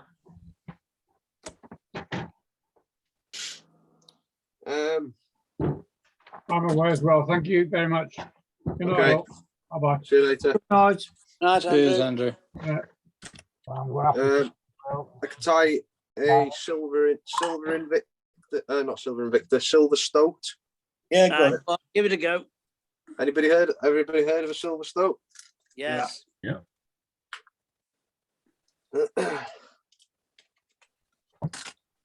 Running out of hooks here. Are we still in Osprey? Yeah, I'll just do it on the same hook. Seems that the packet's there. I might as well just keep tying on them. So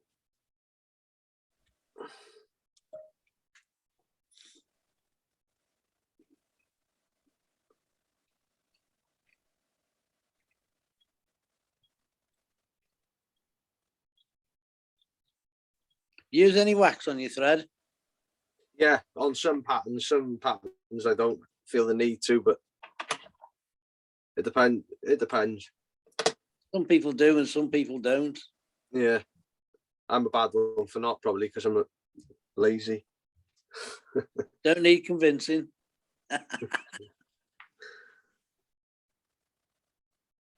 So use the crest, pheasant crest this time.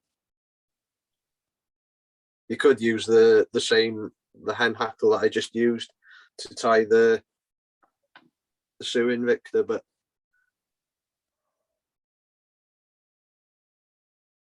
so the crest, just try and get roughly 2 and just marry the 2 up on top of each other. Depending on the size of the fly, you could just use 1, but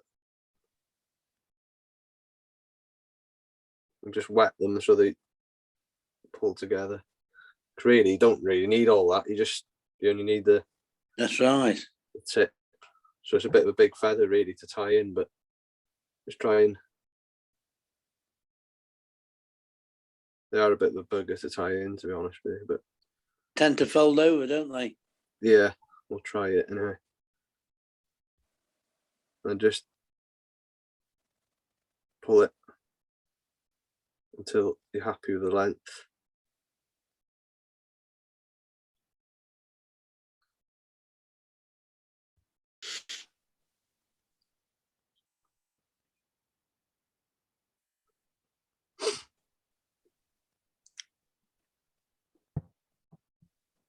That'll do. And then just cut them off. Hopefully now it won't twist. Lock it in. There we go.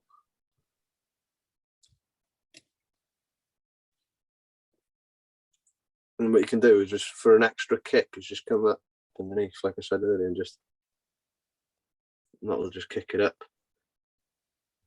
Yeah.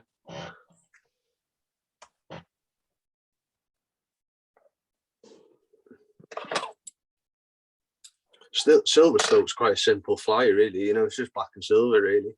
Yeah, yeah. With the yellow tail. But you like this? You like this braid? This hollow braid? Yeah, I use the braid now for all my sea trout patterns, only for the reason for the speed of the tie-in. It's got a lot of advantages really when you think about it. You know, the fish don't wreck it. And then you've got another advantage of the speed of the tie-in. Yeah. And then don't need to you don't need to rib it. So silver bodies concerned, just all you got to do is make sure that you don't overlap it, or you're going to put too much bulk on the body. So when you are like this now in a touching turn, you go round at the back 1 full turn on top of it, and then that would be your thickness that you're looking for. So on the next turn, you'd just not overlap it, just so it's marrying up to the next. Sorry? Butt up to it. Butt up to the previous turn.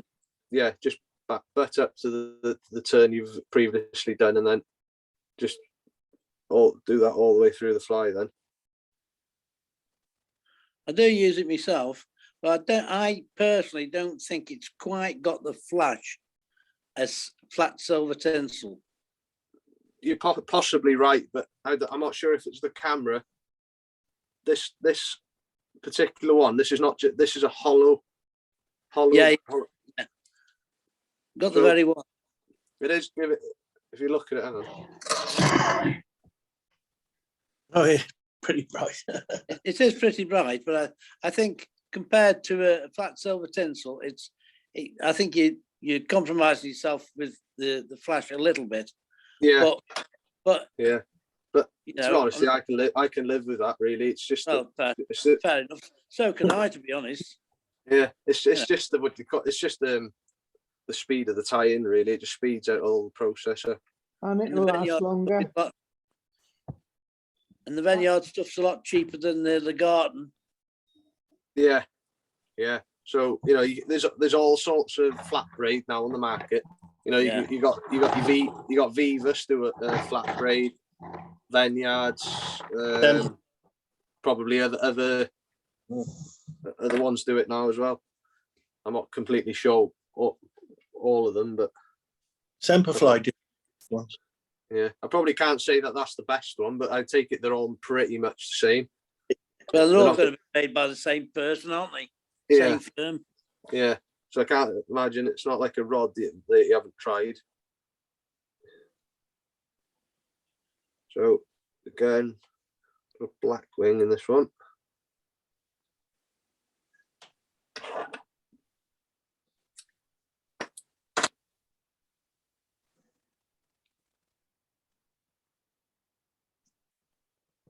What I like about squirrel as well, it doesn't collapse as much as fox.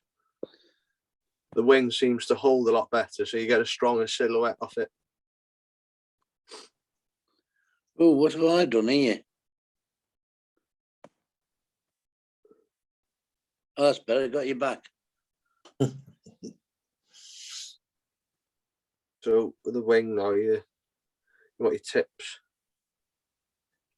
to finish with the top of the tail. So pinch and loop. Pull that onto the top. Pick it all up. Make sure you get all the fibres, all the fur, and just pull it up, pull it forward. That's it. And then good old super glue in again.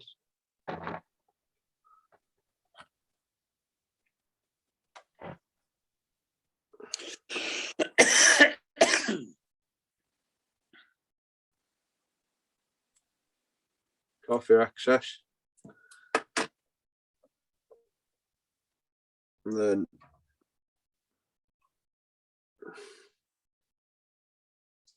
bit of flash in.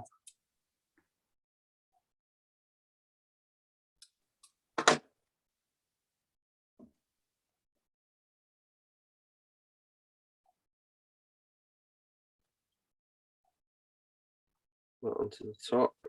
Make sure that's running down the centre.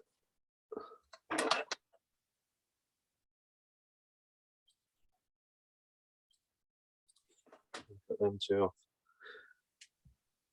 So that's the wing and the tail and the body done.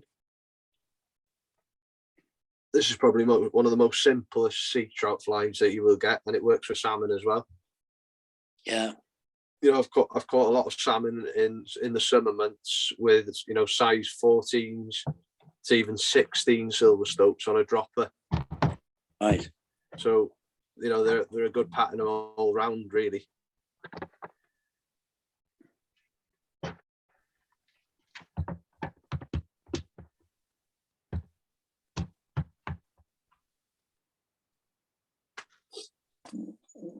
Yeah, so it's the first time that I've ever done anything like this doing a demonstration or whatever.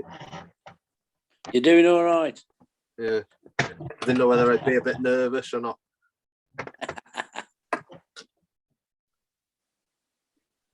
Wasn't too bad. You lovely chaps there. I am. I don't know about the others. All right.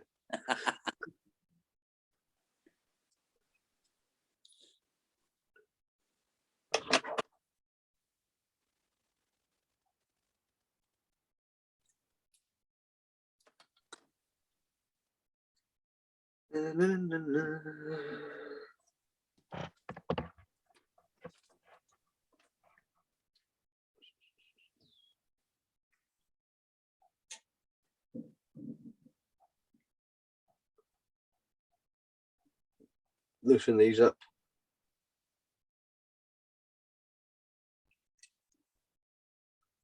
Make sure you fold them back. As you're actually going for the first turn, it always helps to actually hold all the fibres like that, and then come down. Well, that gives you the starting line as you come on your first wrap round. And what happens then? They just want to go with it then. So as you can see, as I'm coming round, just keep pulling them. Because this is a really short hackle, I'm only going to get a couple of turns, but that's all it needs is fly. Because you want to be able to see the body. So last one. Up and over with the thread. Lock that in.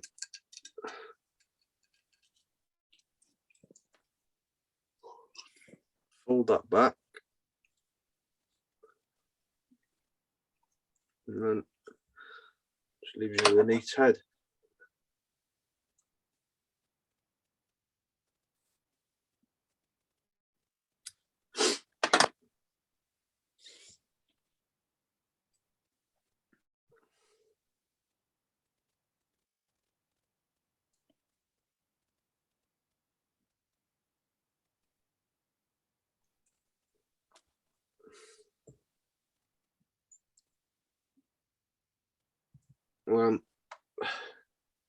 Jungle cock can go in the sun.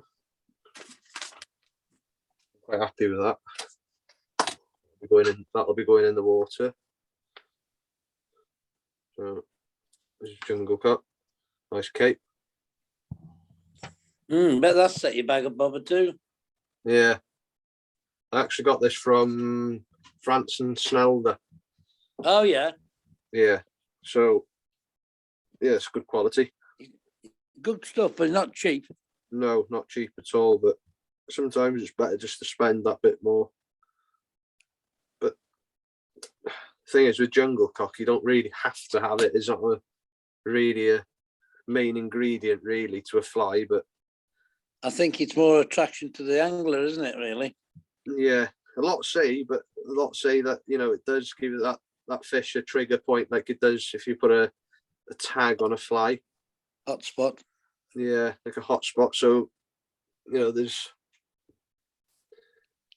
different disagreements there that people could say, you know, when you put oval tinsel as a tag on the butt of a salmon fly. Yeah.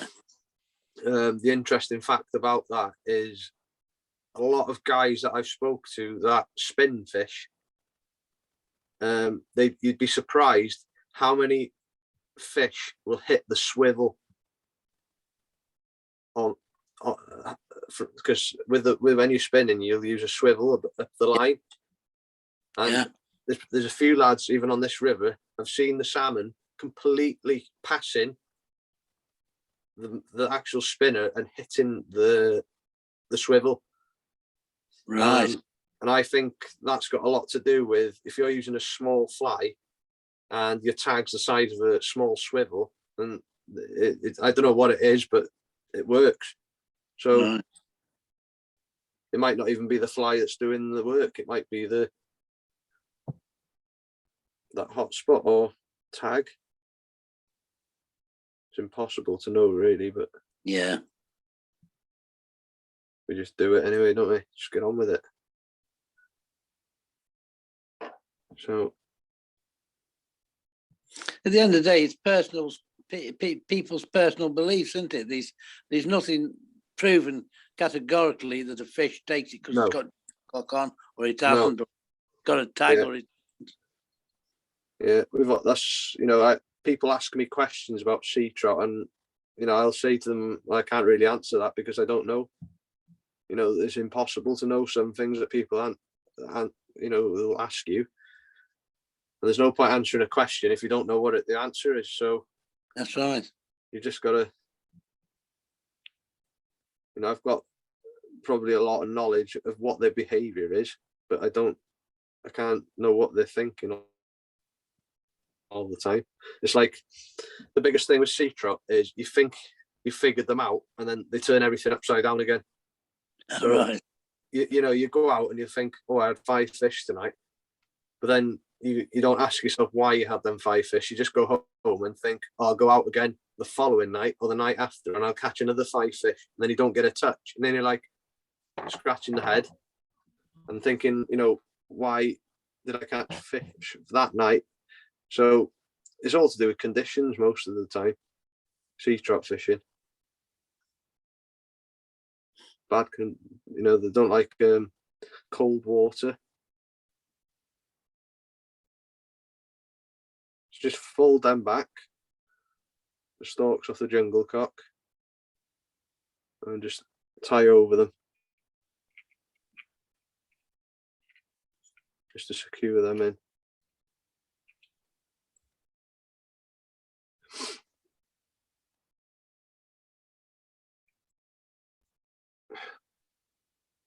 And then whip finish.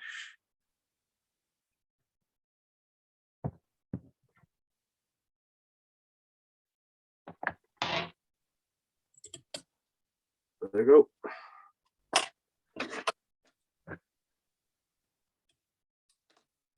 Silver Stoat. Lovely. Nice.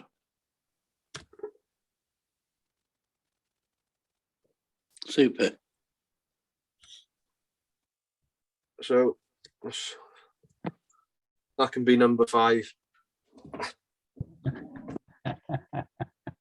Very good. Everyone happy with that? Yes. Excellent. Lovely. Very Rob. good. Very good. Done a good Yeah. job. Tell the lads what you were telling me last night, because some of them What was joined that, late, Derek? so some of them joined later. Remember you were saying you've been doing it since you were 9, Yeah. and how many of your patterns do you use? 5? Yeah. So yeah, I've designed, I think I said earlier that I've designed 5 successful patterns now for sea trout. And that's what I've narrowed it down to. So, you know, instead of having all these patterns in your box, you know, just narrow it down to 5 patterns. And that's less choice then for you to, when you go out fishing, you're not going to be going through your box thinking, can I use that fly? Can I use that fly? You know, and you haven't got no faith in flies. So if you've got confidence in a fly that you're fishing, then your catch rate's going to go up anyway because you're fishing with confidence. Correct. So, you know, there's no point having a box full of flies, and it doesn't matter what flies they are. If they don't work and they're not trialed and tested, then you're going to be fishing that fly just thinking, what if? So, you know, that's worth bearing in mind. But the patterns that I've tied tonight have all caught fish at different conditions. So, like I said earlier, these flies are made for different conditions and even made for different parts of the river. So if you're fishing deeper pools, then, you know, a profiled fly with a palmed body is going to fish a lot better than a slimline fly because it's going to hold a lot better. And the more a fly, because a trout or a sea trout looks up in a cone shape. So in a trout's cone of vision, the longer that you can keep them flies in its cone of vision, the more chance that you catch. So, you know, all depending on, you know, if you're what lines you're fishing again. So if you're fishing a line that's too heavy, then you're going to be sinking past that trout's vision. So again, past that trout's cone of view. So you want to fly that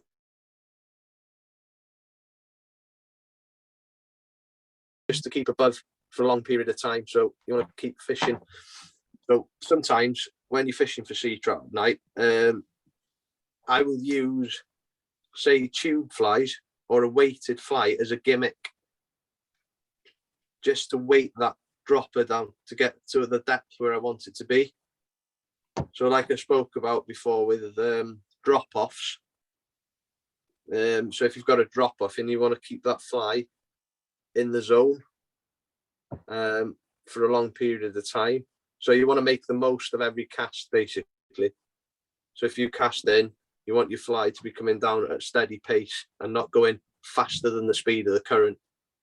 You want it to be matching the speed of the current, looks like natural to the fish, and it doesn't matter if that's the same principle as a dry fly.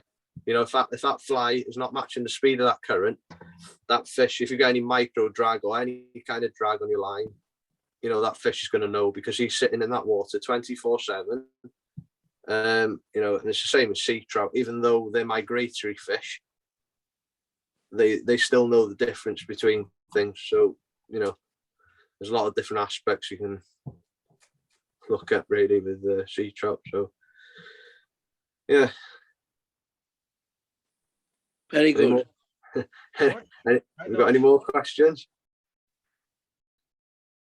It's hard to talk about something completely because I could go on forever.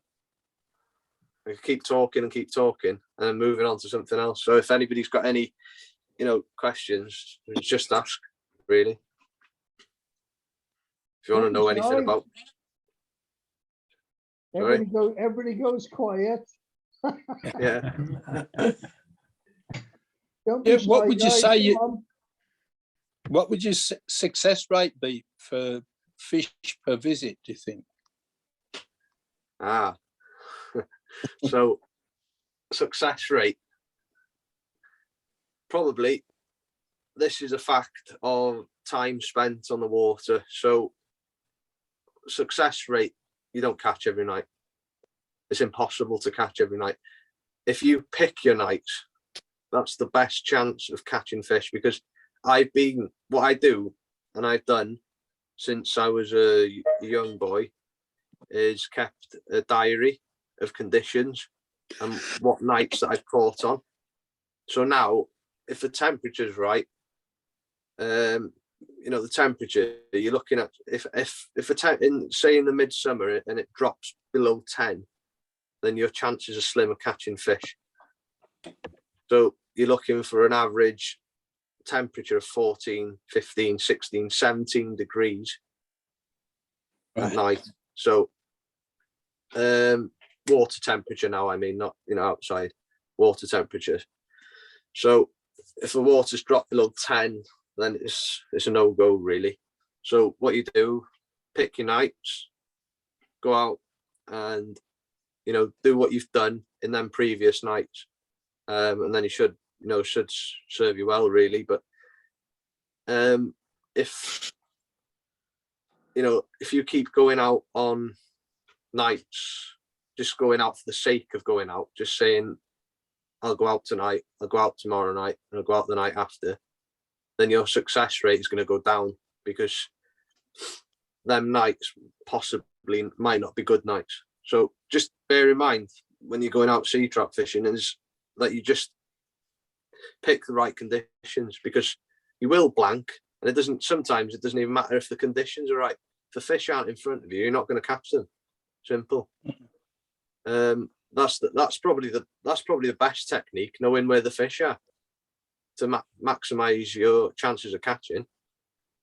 You know, there's so many people, right, will say to me, oh, I haven't had a touch tonight, and I'll ask them where they were fishing, and I know there's no fish there, so it's possibly not even the angler's fault.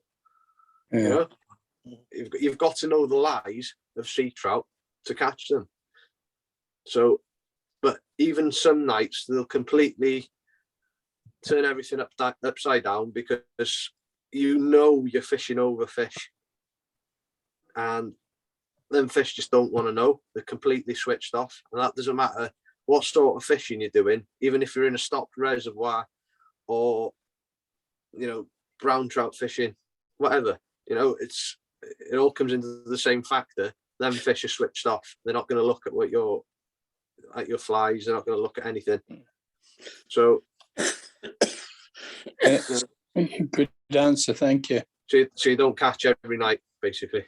No, definitely not. If I caught every night, right, I'd probably be the best sea trout angler in the world. and there is no such thing. Yeah. Because everybody blanks. And it doesn't matter what sort of fishing you do, really. You can't catch every time you go out. Exactly. You know? Be boring if you did. Yeah, it wouldn't be called fishing otherwise. Exactly. So, you know, we know what we know. We try and build as much knowledge as you can, but really, if you're going to be a successful angler, then you're going to have to spend a lot of time on the water. That's it. That's the difference between somebody that goes once a week to somebody that goes 5 times a week or 4 times a week even. You know, you fly. That's the answer I'll give somebody. If somebody says to me, "Oh, why do you catch more fish than me?" Because my fly is in the water more than yours. That's the answer all the time, because that's the truth half the time. You know, if you're not there, you're not going to catch. I think the advantage of living near a river is you've got more opportunity to go and know the river better. Yeah, and I was just going to come to that actually. Was it Derek talking? Was it? No, me, Tony. Tony, sorry. I was just going to come to that. That's the difference as well with trial and testing flies, because you're close to the river. You can go. I can basically. I'm 500 yards off the bank, so I can go out. I can go out fishing, and probably I got some good main pools down at the bottom of where I live, so it's in walking distance. I can go out. What I've done since I was a young lad is try different flies, and then I'd go home. If I wasn't having any takes, I'd tweak it, go back until I got a reaction. So once you get that reaction, then you know you're on the right lines, and then just fine tweak it. But of what I believe is, every good sea trout angler that's ever been, or any successful sea trout angler, they live on the riverbank. Yeah. You know, it doesn't matter. You look at, have you all heard of Eupholcus? Yeah. So if you've heard of Eupholcus, he fished the River Esk, the Cumbrian Esk. He lived in a cottage on the riverbank, and you know, he spent a hell of a lot of time on the water, lived, breathed sea trout fishing basically. You know, and then you've got all sorts of different anglers living on the riverbank, and then they got the advantage of putting the time in. I mean, say, like for me to go to the Maudac, it's 100-mile trip each way.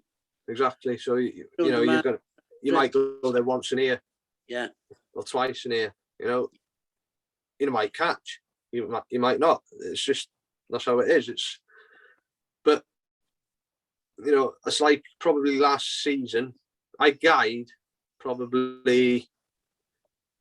I try to guide roughly about, well, it depends how many book. So I'd be guiding maybe once a week, because what I try and do is through the main months. So you've got June, July, August. They're the main 3 crucial months where sea trout are in the system in numbers. So once you've got them sea trout in numbers, then you need to start doing your guiding. Because I start my fishing in May, because that's when the bigger fish come in May. Right. And the solid fish from the sea come straight in, and that's where you can target them. There's less of them. They're not shoulder. They'll be spotted about here and there. So for that fact, they'll be harder to catch. But when you do catch one, it's going to be a solid fish. But from a guiding perspective, once you get into June, July, that's when I'd be looking to take people out guiding, because that's the best chance they've got of catching fish. So that's probably a once a week thing. Right. But if what happens if you do too much of guiding as well, it can take too much of your own personal time up as well. And because it's only a short season, sometimes, I shouldn't say this on here, but it kills me sometimes taking people out guiding knowing that the night is spot on. That's the only thing sometimes. And you're thinking, oh, I wish I was out tonight. but you can't, when you're guiding, they're paying to, for you to guide them onto a fish. So sometimes, on the other hand, when the conditions are right and they catch a fish, that's pretty rewarding as well. Yeah. And that's why I do it, because it is rewarding when somebody catches a fish that when they're using your fly to catch that fish, and you've put them exactly where you want them to cast. That's something, you can't. That's a big reward, really. Yeah. So, yeah. Very good. Yeah, so it's been an interesting night anyway. Yes. Nice to see everybody. Yeah. Good night. Yep. Thank you. Cracking night. I've got one question for you. So, as my caravan's down in Aberystwyth, I've got fishing rights from the Rydal. Rydal, yeah.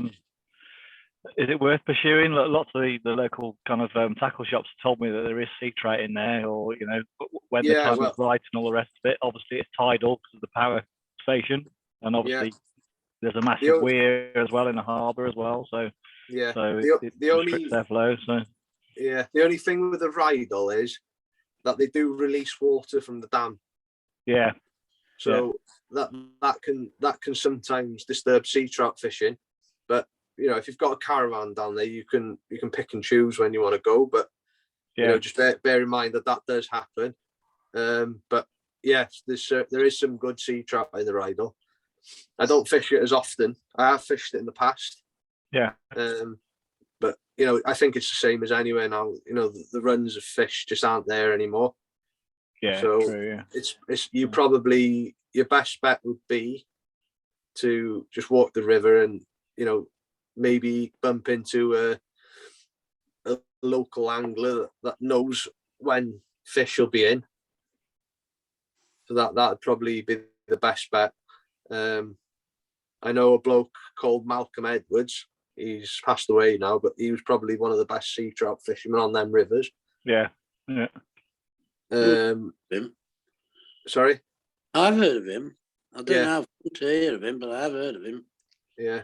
Well, he used to be a good sea trout angler. I think he used to fish. You've got the Rydal and you've got the Ystwyth. So you've got them two rivers. Yeah. Both Sewin rivers, both sea trout rivers. Good all-round river. But the Malvach as well, that gets a good run. But I'm not against popping up and seeing you and paying for a bit of guiding or something in the summer, So it's not a million miles from me, from that sort of distance, really. So yeah. Well, you probably be, if you could, with being that close to the Rydal as well, maybe it's worth looking into, maybe if there's a guide on there as well. But I've asked in the tackle shops, and to be honest, they kind of they're not that interested really in terms of kind of fly fishing and kind of stuff. They're more sea fishing, obviously. Yeah, So, I've actually been in the shop. Did you notice the sea trout on the wall there? In the gun shop one, or the one near the Portland Street, or where it is. I think it's the gun shop one. But the one opposite the train station, yeah. I know the one. Yeah. There's a big sea trap mounted in there. Okay, right. So I think that was caught on the Rydal. Right. Okay. So no excuses. Yeah. So by all means, I'll take you out next season. Yeah. But I guide on the Union. So the Union is a tributary to the Malvach. And that's where the main mass of sea trout go up. So the Malvach has always been a salmon and sea trout river, but the majority of sea trout now run the Union instead of the Malvach. So the Malvach now has turned more into a salmon river. Right. So if I was going to target salmon, then I would be fishing the Malvach from the junction, from where the Union runs in, upstream. Right. Yeah. Where I carry out most of my night fishing would be on the Union. Yeah. So, because I have seen him in the sort of tributaries off the River Dovey as well. So the other side of Mac as well. There's stuff you can see him. So it's only a tiny river. Yeah. But you can see him moving in there. So yeah. Oh, the river onions. Sorry. Rob, Yeah. Anybody that asks, is it okay for me to pass your phone number on to them? Yeah. Magic. Yeah.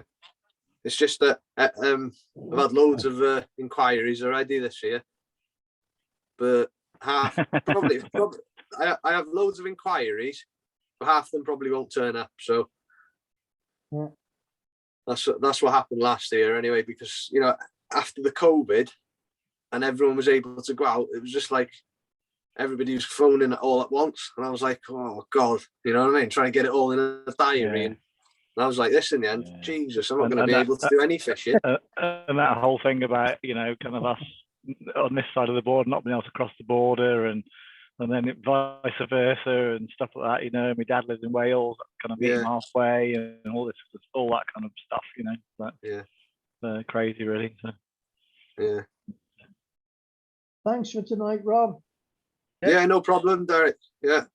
Yeah, thank you. I hope everybody enjoyed it, and my tie-in wasn't too shabby. No, tidy. Thanks, Rob. Very good. Well, I'll send some pictures now and put them on the WhatsApp group after.